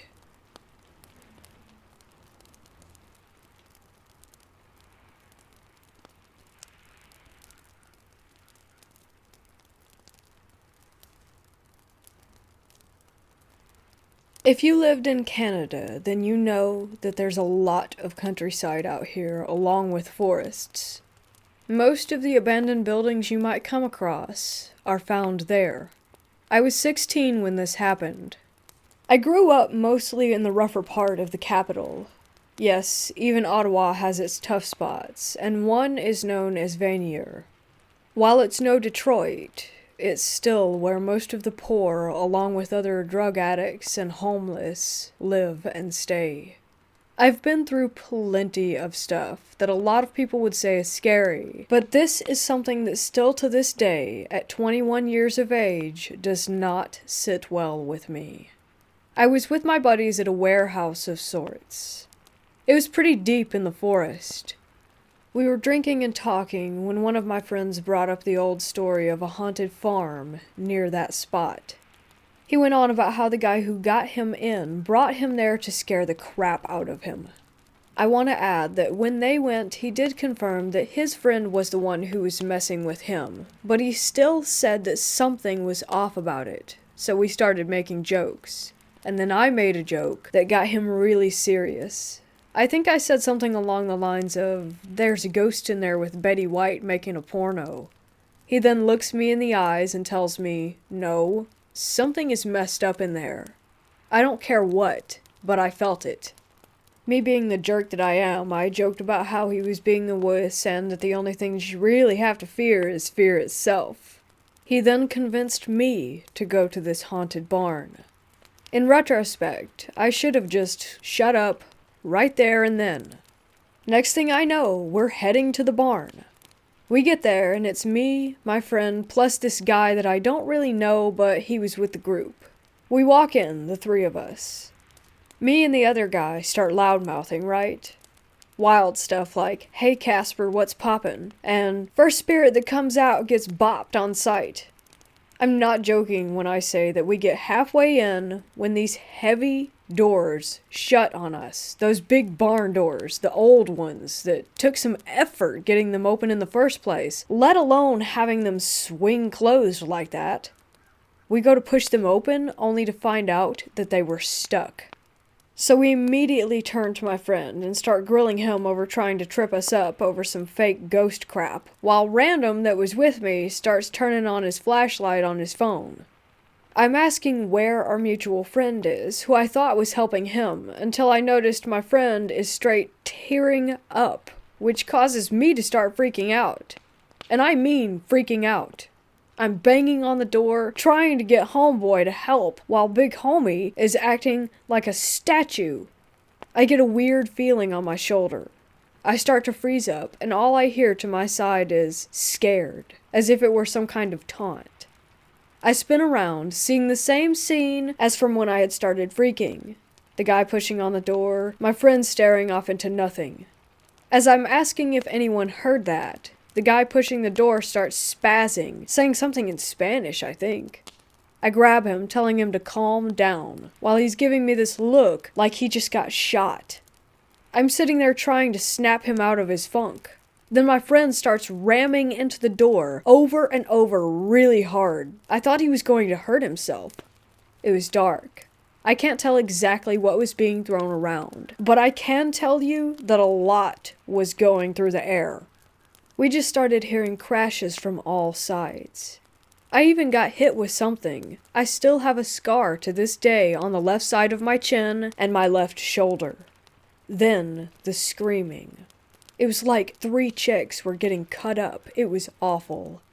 I won't lie, I'm not going to act tougher than I am. I started passing out for the first time, being the most bizarre feeling. My friend grabs me and the random guy, both of us not seeing that he did get the door open. When we got out, I threw up, while the random dude said something that I didn't catch and then just took off. My friend and I looked at each other and started walking back. The entire way he was explaining that he had no part in this. He kept swearing it up and down. I kept ranting about how that this was impossible, and that there was no lock on the door, so how was it even locked? And that caused him to freak out more. I had to go to the doctor to get stitches for whatever it was that flew into me while we were in there. When I told the doctors what happened, which I had to say what happened, but really I should have just made something up, because it could have been anything. And when I told them what did happen, they looked at me as if I were crazy upon my explanation. They actually made me go and see a shrink for a bit, due to my outlandish claims. After a while, they let me off the hook, thinking that I wasn't crazy. All I know is that I was sober that night. Last time I checked, 2 beers don't make you trip out. And random dude is refusing to tell us why he was screaming. Now, for a bit of comparison, when I was 15, I had a shotgun pointed at me and then pressed into my stomach, being threatened that they would pull the trigger. But that's simple. I'm about to get blown up, and that's gun plus angry dude equals body. But that night, I could not explain, nor could I control, or fight back. That night fills me with a terror that has changed my life. And I see how rooms and dark places that I didn't know what was happening or how to react to or defend are the reasons to this day that this was one of the most horrifying experiences I have ever had. Don't get me wrong, getting a gun pointed at me got me on the path where I'm trying to change my life. But I can't change not being able to walk in the dark around my house and my refusal to be in dark rooms.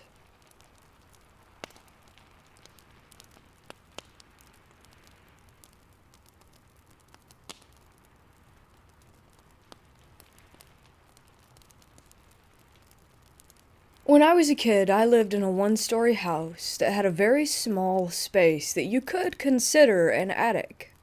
We didn't keep anything up there because it was such a small space. I don't even know where the entrance to it was, if there was one. But, and this started right as we moved in, after we would go to bed, I lived with my grandparents, I would start hearing footsteps up there. I knew they were footsteps because they would move in a rhythm and go from one end of the house to the other. I lived in that house from when I was 8 to 12 years old, and this happened every night.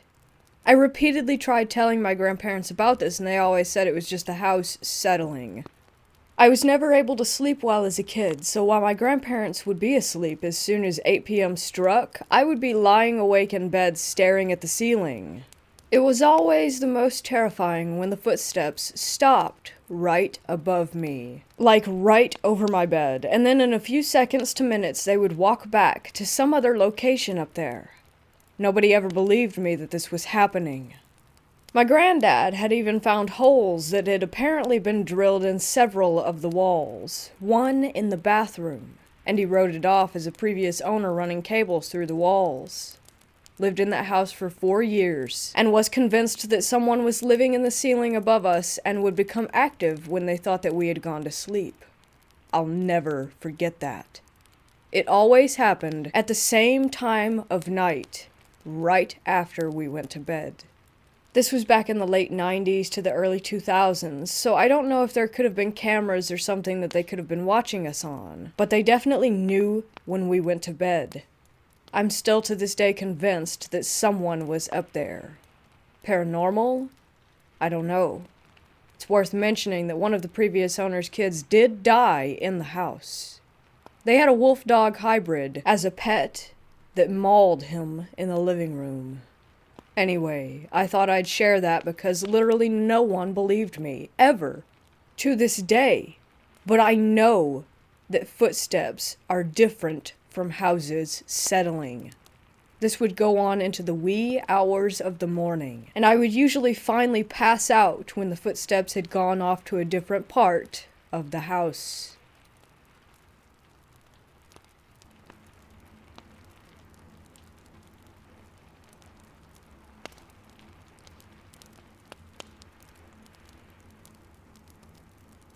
I was around 12 years old, and me and my friend were in the mountains. I can't recall the name of the village, but it was situated in the Czech Republic. We were on a hike and stumbled upon an old military station or bunker, just left there after World War II. We went home for flashlights and came back just before the sun was out. We went inside and found that it had like 2 or 3 floors underground, maybe more, with a 40-meter well full of frozen water on the ground floor. We decided to go down and explore. First floor, there was nothing unusual, just some empty concrete spaces. We went another floor down, and I saw some things on the ground that looked like dead rats from a distance. I laughed it off and went to take a closer look. They were bats, about 10 of them, just lying down, dead. They weren't like violently smashed or anything. There was no blood. It was as if they were just sleeping, not even rotten or decaying. I poked one with my foot and the thing just rolled over. I started to get a little scared, but eager to explore further. My friend was basically halfway up the stairs at this point, nervous laughing, saying, "Yeah, we should really go. I have a bad feeling," or something like that. I was almost pulled to continue exploring. Half of me knew that it didn't feel right, but I ignored my friend and continued on. I was almost there, and I suddenly got sick in my gut. That feeling that's screaming in you, the adrenaline. I took another couple of stairs, shining with my flashlight ahead, and then I saw it. I scanned the whole floor, seeing the stairs that went even further below collapsed. So no getting further down, and as I looked across the room with my flashlight, there was a spot that it could not illuminate. In the middle of that spot, there stood the shadow of a man. The flashlight's beam just couldn't get through the form of it. It ate all of the light. I then realized how cold that it had become. I could see my breath. I was staring, paralyzed, for what seems like minutes, but was probably only a couple of seconds. The shadow got a little closer as I blinked. No need to say, I bolted like I never did before, not even caring if it was behind me or what it was, just running for my life. I got to the entrance and my friend was looking at me horrified, and I just told him to run while rushing past him. We sprinted for about 5 minutes, then confirmed that yes, we were still alive. When we got home, he told me that he had seen something in the corner as I ran past him, so it wasn't just me. His father told us the next day that a lot of soldiers had died there, and there's even an army museum nearby. So was it the ghost of a soldier or a shadow person?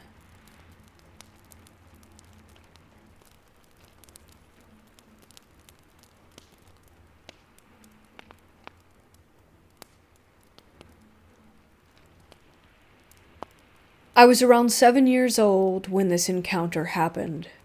I was visiting my aunt and uncle's old house for dinner and a movie at their place. They reside in this town about 1 hour west of the city that I live in. It was around 10 p.m. and the sun had set. Darkness permeated the outdoors. I remember laying down on the couch watching a film, but I was half asleep. Before I intended on sleeping, I felt the urge to go urinate, so I made my way to the hallway leading to the bathroom. This is when things started to get weird. The hallway in the house has 2 doors on the left-hand side, and 2 doors on the right-hand side, followed by the bathroom door, which is straight ahead. The first door on the left was for storage, the second being my aunt and uncle's bedroom. The first door on the right led to the basement, and the second to the guest room. Before I made my way to the bathroom, I had the urge to look inside my aunt and uncle's bedroom, and I was in complete shock at what I saw. There was the silhouette of a slender figure dressed in what appeared to be an all-black dress suit. although it could have been anything, as this figure was darker than the darkness surrounding it. The thing was nearly 7 feet tall, but was not wearing a hat, and I couldn't make out any facial features. There was no way it could have been my family members, as they were all in the living room still watching the movie. As I was standing there in silence, the figure barely budged, and I just went on to do my business. As I left the bathroom, I looked back to see if this figure was there, and sure enough, it was gone. I bolted down the hallway and plowed my face into the pillows in fear. When my family asked why I ran into the couch like that, I mentioned that it was because I saw a ghost or something. They didn't think much of it at the time, thinking that kids, just have their imaginations. But I know what I saw.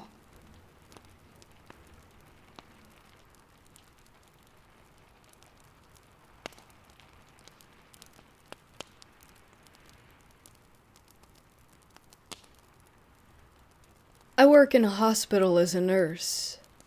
I was on a row of nights, which I dread. I ended up having 5 patients, 2 of which were under care for cancer. There are 2 events in here from 2 separate nights. 1.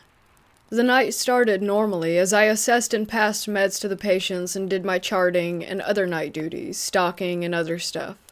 Just around 11 p.m., one of my palliative patients started ringing, complaining that there was a kid running into the room laughing and playing when they should be in bed. I checked the room to make sure that there was no one in there and reassured him that there were no children in the hospital area where we were. I made him comfortable and left the room. He rang again. I went back to the room to see what he rang for. Agitated, he said that he was just looking to rest comfortably and that people should keep their children under control and not let them jump on his bed playing and laughing. This time, I got the chills, but again, I reassured him that there were no children since it wasn't the pediatric ward. I told him that I would bring him a sleeping pill to help him fall asleep, but that I would be a few minutes. I start walking back toward the desk and medication room to grab the pill. A bell rang. I turned around and saw that the indicator above his door was flashing. Slightly annoyed, I walked back to his room. He was agitated in his bed again, and I asked him what was wrong. He again complained about the kid. He said he was just in there again. I leaned over the bed and calmly explained, "There are no children in this hospital. Look, you need to get some rest." He replied loudly, "He is standing right behind you." I stood up instantly and slowly turned around. Creeped out, I turned to face the patient, and before I could speak, he says, "He ran into the closet," referring to the lockers where patients can store items. I slowly opened the locker and saw that his jacket was swinging, but no one was in there. I turned and told him that there was no one. I rushed into the med room to give him that sleeping pill. 2. This will be a short one. I came out of one of my patients' rooms and was sanitizing my hands, but facing the wall. As I was rubbing my hands together, I noticed the shadow of someone walk out of the room next door, and then walk into the room across from it, as I turned to see. I went into the room where I had seen it go. I asked the patient, who wasn't one of mine, if anyone had come in there. She replied no, but with a shaky voice. I checked the room to make sure that there was indeed no one.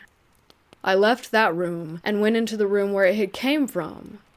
I looked around, but again, no one was in there. I checked the patient, who again was not assigned to me, and found that he had died. He was palliative. I walked out of the room immediately to inform the nurse who had the patient that he had died. She asked me to come with her to check the patient because she had been having creepy vibes every time she went in there. I agreed, and we went. She did the assessment where you listen for a full minute. When she was done, we heard knocking on the wall. She said, "See, it's creepy." I didn't think anything of it until she said, "We are on the 4th floor, and on the other side of that wall is the outside of the building." We quickly left the room. 4 of us came in there to shroud the body.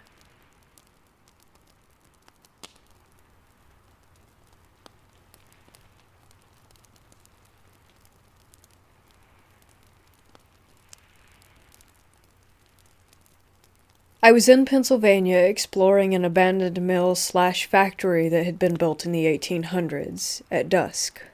I was standing on a pile of limestone cinder blocks surrounded by tall grass and brush, with a tree line about an acre away, just after the sun had set, while my friends were inside still. As I was climbing down, I heard a low, guttural growl. Not like a dog's growl, or any type of animal for that matter. It was deep. It had much more bass to it. It was very disturbing and not like anything I have ever heard before. It sounded as if it were very close, but I didn't hear any brush moving. It freaked me out, and I booked it to my friend's house in the dark.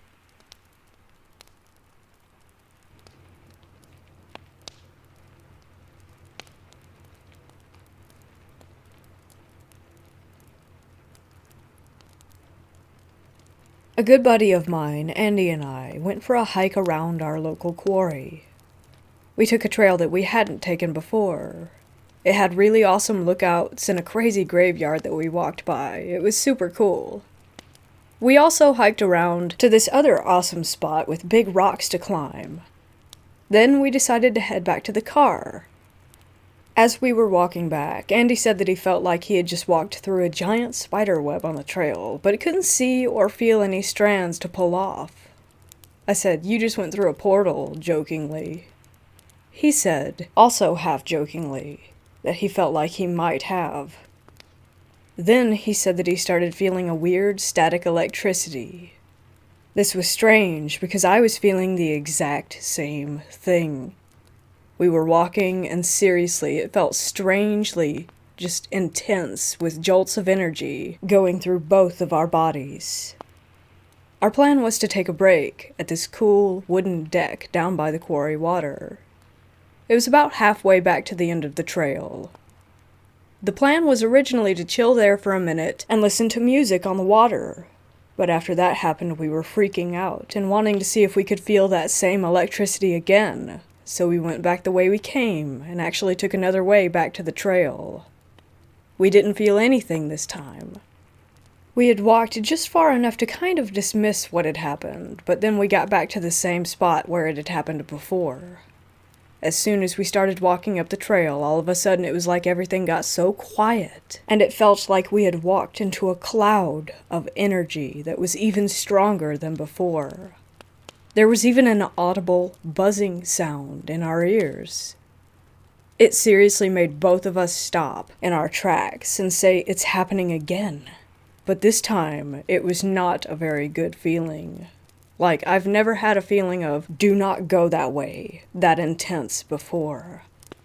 We turned right around and walked the heck out of there, spooked as hell.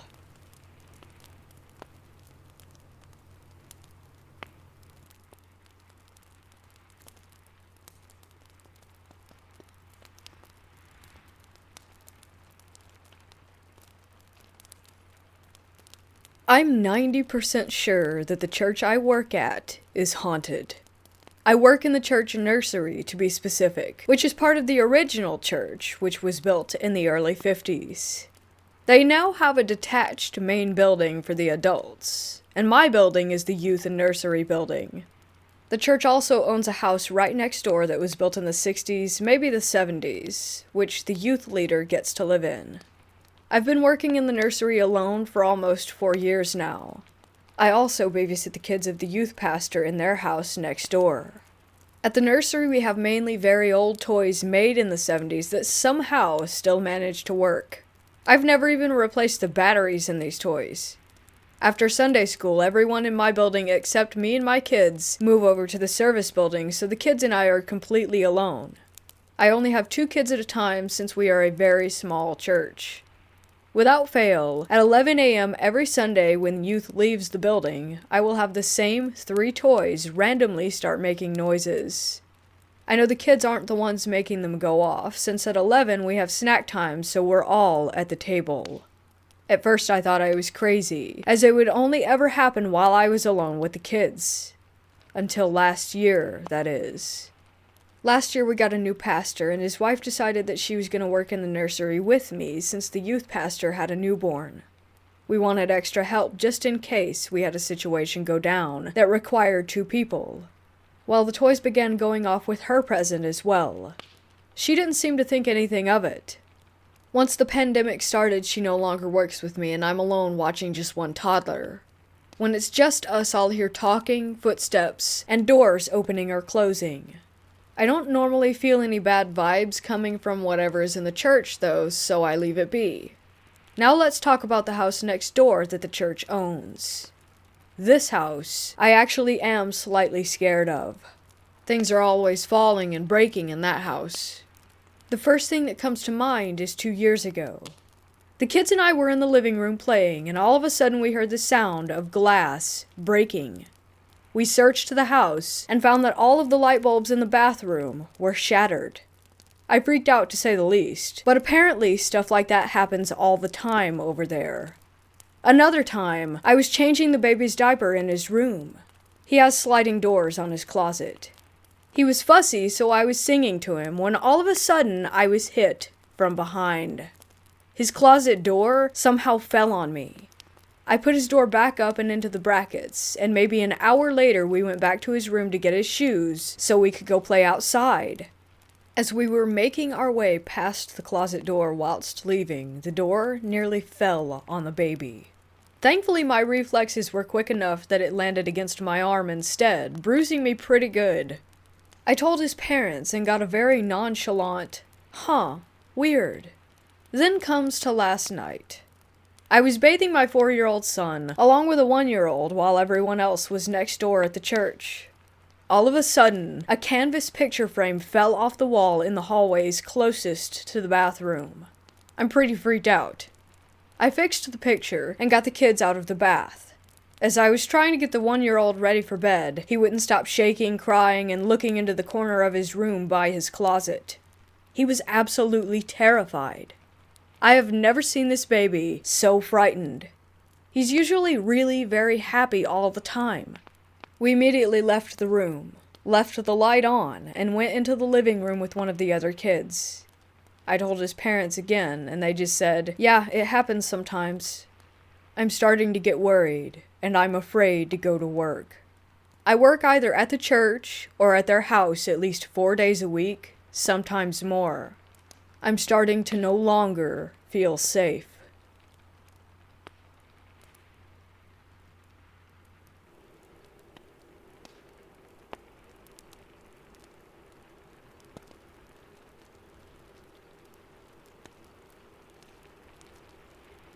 This story happened in the early 1930s.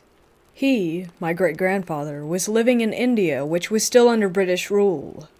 As he was from a poor family, having a motor vehicle was not even an option for him. He used to travel to nearby places by horseback. One day he went to meet his friend, and it got a little late by the time he was coming home. It was around evening. He decided to take a shortcut through the jungle instead of using the road, which takes almost double the time. On the way, he saw a little goat just abandoned, sitting beside a tree. He thought it might have lost its way, so he decided to bring it along with him and leave it somewhere out of the jungle. He dismounted, picked it up, and put it at the back of the horse. Just when he was about to get back in the saddle, he noticed something odd. The horns and feet of the goat were facing the opposite direction. Quickly, under fear, he pushed the goat down and climbed up the horse to make a run out of the jungle. He started chanting a prayer to his guru. He was sick.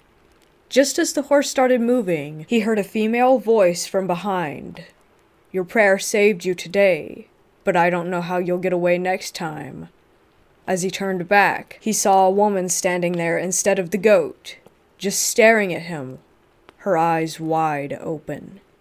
This is a true story, so it creeps me out even though jungles like those don't exist in the modern world. This incident was really scary.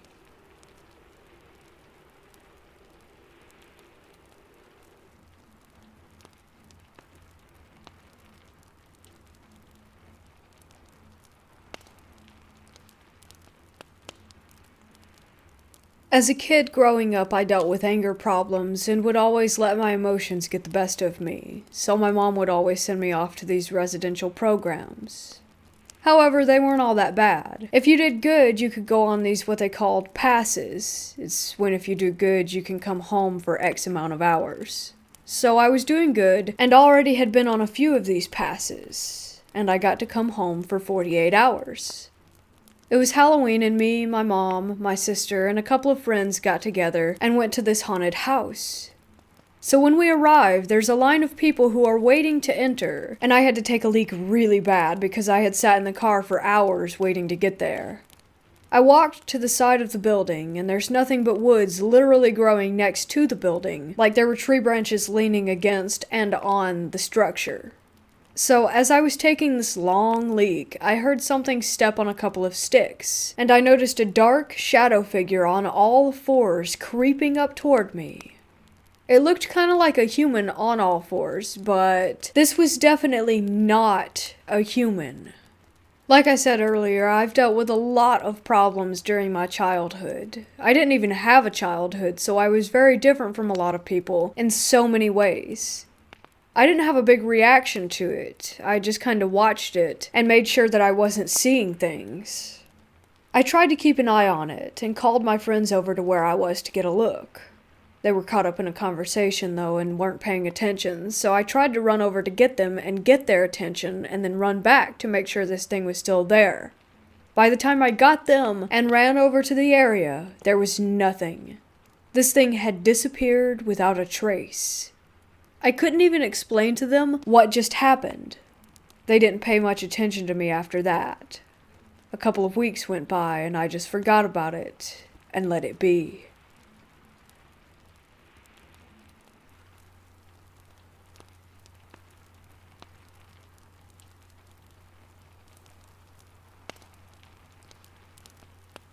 I have lived in my apartment for 3 years now, and other than things falling randomly that I would usually blame on my cats, I have never experienced anything paranormal.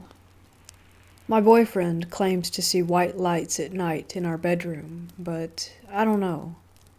I feel there is always a logical explanation for things.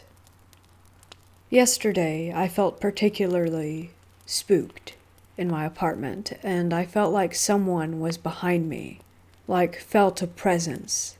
But also, I am a fat baby when it comes to these things, so I never take myself seriously. Anyway, this is where it gets weird. That night, my phone rang. I was expecting a call from my best friend, so I pick up and say hello. What I heard was a doll-like voice, laughing and giggling.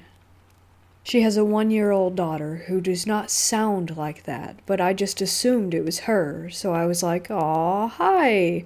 All the while being creeped the F out and wondering what her daughter, who goes to bed at 8, was doing up at 12 a.m.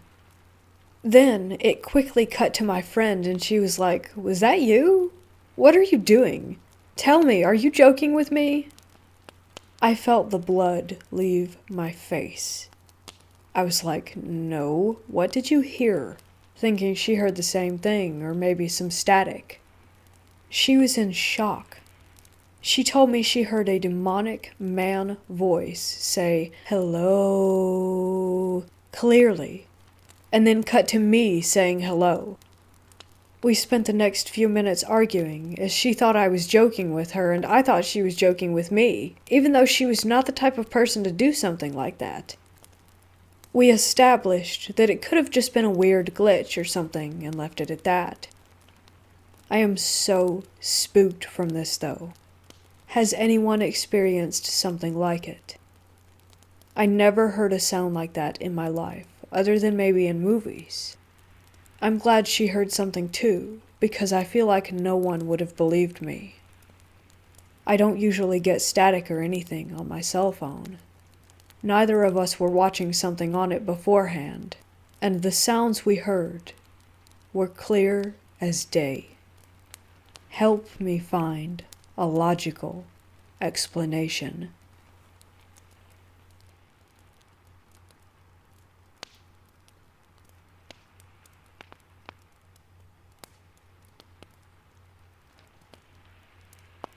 This is a series of events that occurred when I lived on a plot of farmland a couple of years ago. I was pregnant with my daughter, and my boyfriend worked late at night, so I was home alone a lot. Things were okay for a while, but as time went on, it started feeling strange in the house. I always felt like I was being watched while in my bathroom and the hallway right by it. I started feeling uncomfortable around windows at night. I figured I was just scared of being there alone. One of the first strange events happened while my boyfriend and I were in bed. While watching TV, I saw the door handle to our room slowly turn as if someone were about to open the door, but then it turned back. It caught me off guard, and I was trying to get my boyfriend's attention, but it stopped when he finally looked. Things began falling off the surfaces outside where my boyfriend would go to smoke cigarettes. He told me he would feel breathing on his face while in bed. He told me several months after it started happening, thinking that it would freak me out if he told me. He's not the type to jump to it's a ghost conclusion. After I had my daughter, I was even more scared to be in the house by myself. I even began locking myself in our room every single night. One night, I was waiting for him to come home from work. It was around 3 a.m. I heard the door handle jiggle as if someone were about to come in, but then stopped. I figured my boyfriend had to use the bathroom or something. After waiting for about 10 minutes, I called him asking why he didn't come in yet, and he told me that he wasn't even home. My friend came over to hang out with me and my daughter. I was changing her while my friend was in the other room. I heard someone say, "Hello?" And I thought it was my friend, but she said she heard it too, and that it wasn't her. I would get my friend to come pick me and my daughter up frequently when my boyfriend was at work because I was so afraid.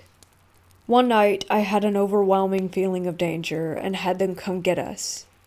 I was taking my daughter's car seat out to their car, and it literally felt like someone yanked it down and out of my hands. I didn't drop it. I don't know how to explain it other than to say just that it was yanked or jerked down. I hated being in this house. I can't even explain the feelings that I felt all the time. I was just so terrified, and I'm so happy to be out of there. We moved away 3 years ago. On moving day, my boyfriend told me there were garbage bags at the top of the stairs that were placed in a way that they weren't going to go anywhere. But as he and his brother were loading up the last bit of stuff out the front door, he saw these bags come tumbling from down the stairs. My bland storytelling does my emotions no justice. I've never been so scared just to be in my own house every night. As soon as the sun would set, the whole vibe would shift. I thought I was crazy. I was getting angry and upset far too often over nothing. I honestly dread the idea of ever going through something like that again.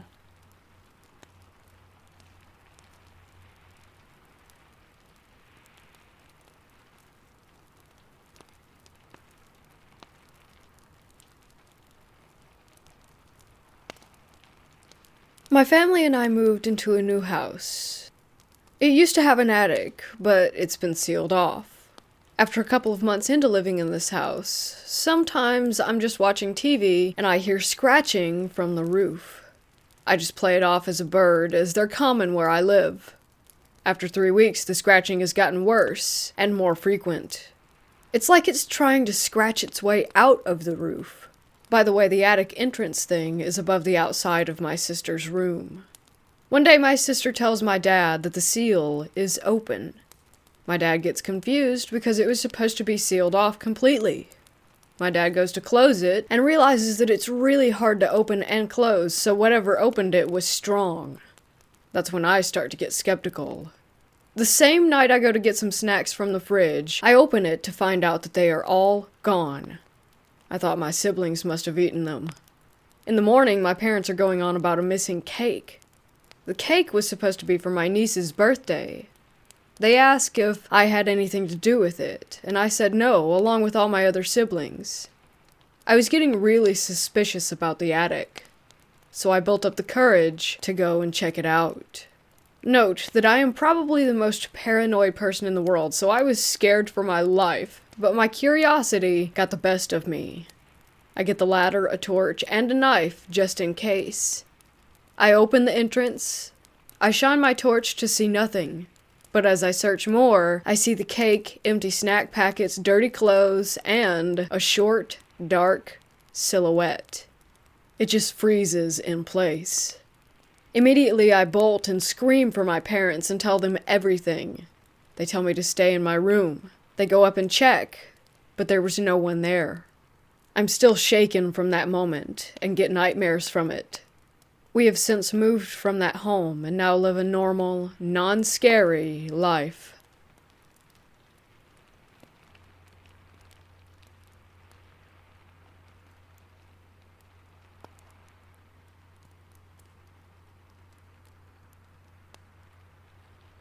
Since the pandemic, the church my parents attend has been recording their Sunday morning worship earlier in the week, and then the minister will edit and publish it on social media on the actual service day. This past Wednesday, we recorded the worship music.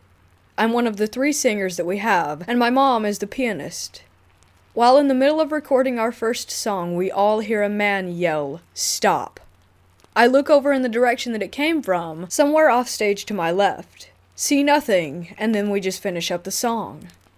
After we finish the song, one of the other singers goes, "Did you hear that?"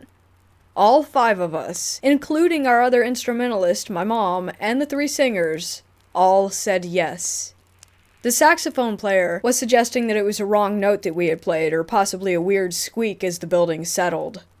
None of us were really convinced, though. Fast forward to this Sunday. My mom and I watched the service and realized that the noise couldn't have been from the sax because the sax has a microphone and would have been very audible on the video. We noticed where the 2 of us looked over at the noise, and we even replayed that section a couple of times with the volume raised. Both of us could hear it, just barely, beneath the sound of the music. This was by far the freakiest thing that I have ever experienced in that church, and none of us will ever be finding ourselves alone in that building again.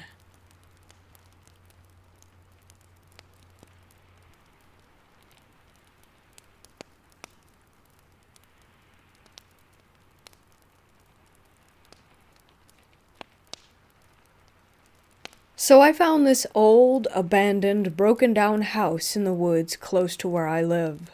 I've only lived here about a year. I was alone walking around it, trying to see if I could have a peek inside. While I was walking around and whatnot, I felt a bit scared, but I pressed on. I found a way in, but it smelled so much of mold that I just decided not to bother. Anyway, the point of the story.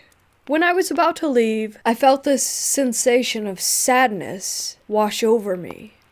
I stopped and turned around and looked at an open window of the house from about 10 meters away, and I swear that there was a woman who stood there being in pain from the state of her house.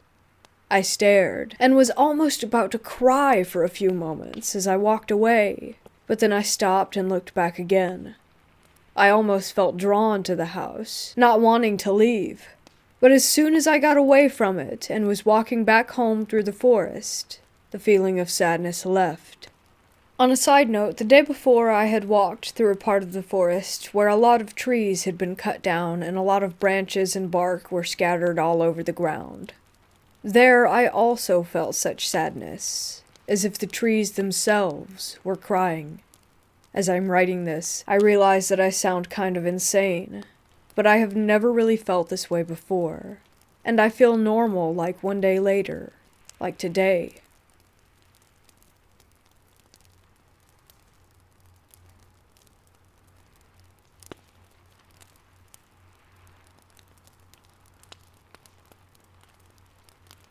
"25 years ago, we moved homes. It wasn't in the greatest of areas, but it was better than we were previously. I shared a room with one of my 4 sisters. We had a TV in our room, but the remote control was broken, so we never used it. It stayed on Channel 5, the TV Guide channel. After a few months of living there, the TV in our room would randomly turn on every night and switch to Channel 33, which was usually Seventh Heaven or Full House that would be playing. No one in my family ever watched that channel. We didn't think anything paranormal about it. The house didn't feel creepy. Everything was fine aside from the TV turning on. Eventually, the channel would change to a station with just static, and the volume would turn on all the way. It would scare us and wake us up every night, so we unplugged the TV. Ever since the station had changed to static, the vibe of the house felt different. It was heavy, and my sisters and I always felt afraid, but we didn't know why. After a year living there, we would experience weird things. Lights turning off and on, random noises, hearing kids. Our aunt lived downstairs, and she was always keeping her room locked, even when she was home. One day my sister and I went downstairs to grab the vacuum, and we heard jumping on my aunt's bed, and her door was wide open. My aunt was at work, so we poked our heads in to see who was there. We saw no one, but heard kids laughing and the bed moving, once again, as if someone were jumping up and down on it. A few days later, we were playing in the living room upstairs, and we heard a cough coming from down the hall. We went to check on who it was, because no one was home aside from my sisters and I, and we were all together. We saw a man in black pointing to my sister's room, as if he wanted us to go. We were terrified, so of course we didn't. We stayed put until my parents came home. When they arrived, we told them what happened. They went to check out my sister's room, and there were scratches and crayon marks all over the wall and ceiling. We ended up moving out of the house when my aunt was sleeping with her door locked, and in the middle of her sleep, she heard the voices of 3 different men. When she tried to open her eyes, they were held shut. They choked her and laughed. She tried to scream for help, but she couldn't make a sound. She eventually passed out, and when she woke up, she felt as though she had been beaten. Her door was still locked, and everything was still in place. We thought it was sleep paralysis, as there were no signs of anything that happened. But later on that day, and within the next few days, there were bruises all over her body and around her neck. We couldn't explain what had occurred.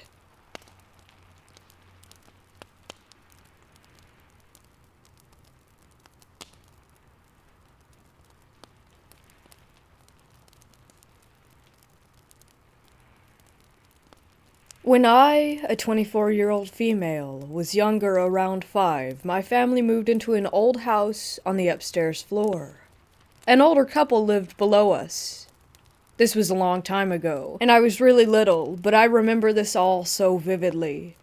When we were first moving in, my mom had to go up to the attic, which, coincidentally, the door was in what would be my room. She took me and my younger brother up with her because I'm assuming she didn't want to leave us unsupervised. I remember not liking it up there, and then the light turned off. Both my brother and I started screaming about red eyes. I do remember them. It wasn't just one. It was a bunch or a few. I couldn't tell you how many. It turns out that the light turning off was my dad because he didn't think anyone was up there. He turned the light back on and asked what was going on, and me and my brother were still hysterical. The thing is, no one remembers this but me. Not even my brother. I chalk it up to a bad nightmare, except for the fact that I remember every detail. And it turns out a mother had drowned her baby in that attic, and my parents had experiences there as well. I feel like that house was the start of my acknowledgement or awareness of the paranormal.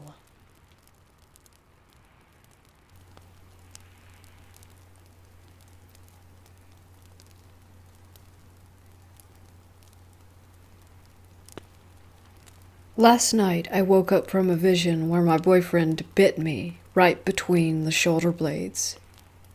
I turned to look at him, but he was deep asleep. The next morning, he told me that he saw a dream where I bit him between his shoulder blades. We were weirded out by this. There was no bite mark on his back, but it hurt like a bitch, by his words. The day starts going by and I notice him acting strangely.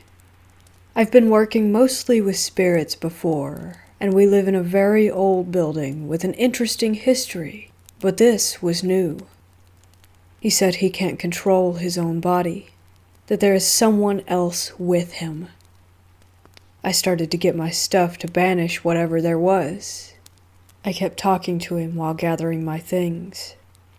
He wasn't acting like himself anymore. He was very rude, but in a charming way while eating grapes on our bed. I banished the thing, still unsure of what it was. The rest of the day has been normal, and I haven't felt any bad energies, but my boyfriend keeps telling me that the bite between his shoulder blades keeps hurting. Does anyone have any idea what I am dealing with here?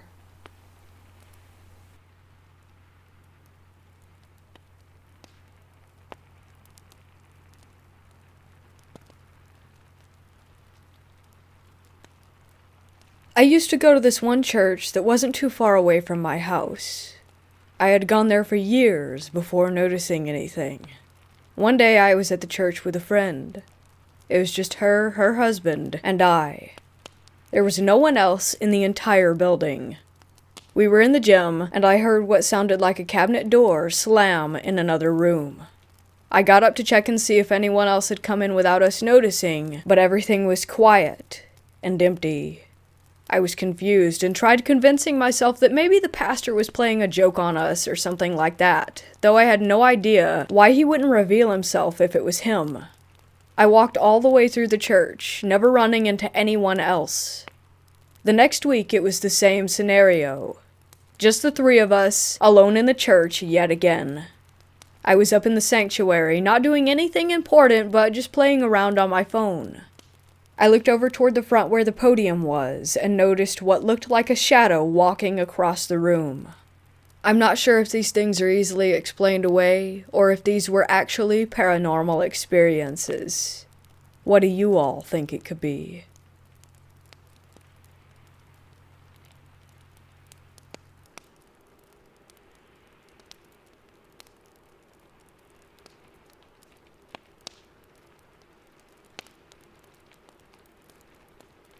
When I was about 10 years old, I lived in a really small town. My friends and I would often play on the trails near the forest after school or on the weekends, building forts, fishing, etc. One day we were walking on a trail and a lady in her mid-50s or 60s came out of the woods. She had dirt all over her hands and pants. She said that her car broke down and that she needed help. We said that we would go get our parents to come help, but she insisted that we come into the woods. We said no, and kept walking, and she just stared at us. It was like she had just shut off as a person when we told her no. The smile went away, everything. Even when we were a couple of kilometers down the road, we could still see her staring at us. Anyways, we get back to my friend's house, and they're playing tag or something in his backyard. And we're playing tag or something like that in his backyard.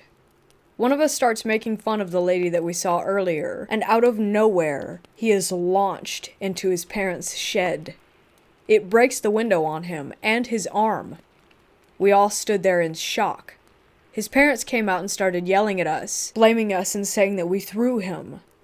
All of us ended up getting grounded.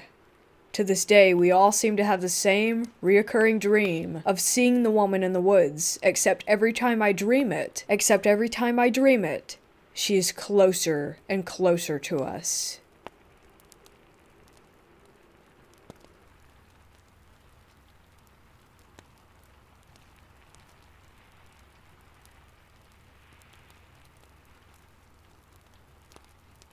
About 4 years ago, I took my dog for a short hike. It was about a mile walk from the car to the beach along the Strait of Juan de Fuca in Washington state. The trail led us through the tall cedar trees, and then to a large clearing which led to the beach. My dog and I played on the beach for a while before I decided to head back. We stopped and took a break at a picnic table in the middle of the clearing. My dog, being the monkey she is, was standing on top of the picnic table looking around when she fixated on a spot across the field and her hair rose on the back of her neck. Always one to trust my pup, I became extra observant. As we stood there, a black mist appeared out of thin air to our right. I watched as it took on a long form roughly the size of a human. It glided across the trail and dissolved. It was really like looking at a small black translucent cloud. It scared the crap out of me and my dog, and I boogied back to the car.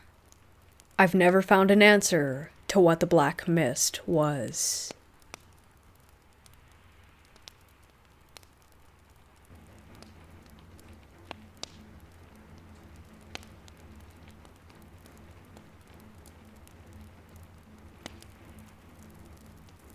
It's been about 8 months since this incident. I still remember it clearly. It was around 10 o'clock in the morning. My mom was in the bathroom taking a bath, so we can say that I was the only person in the house with my dog. I was feeling thirsty, so I went to the kitchen to get a glass of water and my dog followed. When I turned around after drinking the water, I saw a shadow figure. It was completely opaque, pitch dark, and had a full humanoid form. It ran from the gallery in the room that was parallel to me. At that moment, my dog started barking wildly and ran into the same room. I had a pug, and we all know pugs don't usually bark that much, but at that moment he was barking too much. I froze, wondering what to do, and when I came back to my senses I sprinted, took my dog, and locked myself into a room. Even after locking ourselves in, my dog was still growling. When my mother came out, we checked the whole house, but we couldn't find anyone. 2 months after that incident, my dog died.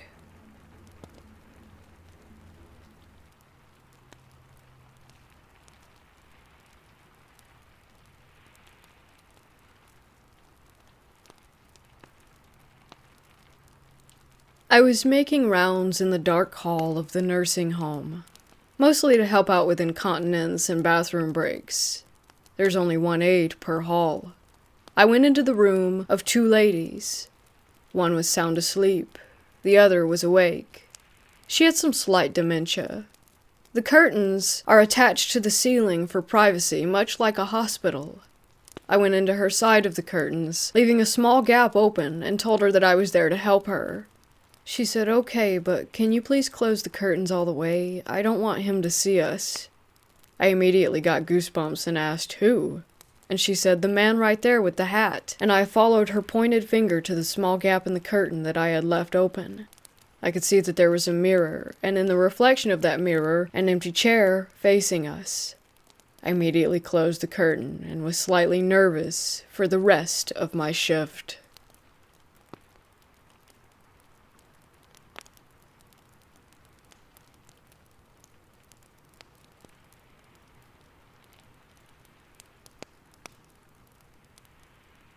I'm renting a house currently with some of my friends, and since we moved in this summer, there was an attic door that had a lock on it from our landlord. Well, me and my friend got curious and decided to try and pick the lock. We ended up getting the combination, and when we went up there, I took 3 photos. One is of the front window, one of the back, and one was of an odd postcard on the ground. I sent a photo to a friend, and without me realizing, there was a very clear face in the window with distinct features, eyes, nose, mouth, and head shape. Prior to this, there had been no experiences in the house besides some odd noises. My housemate claims he saw the same face in a different window today after we locked the attic back up. I'm scared that we may have woken something, and I honestly want nothing to do with it.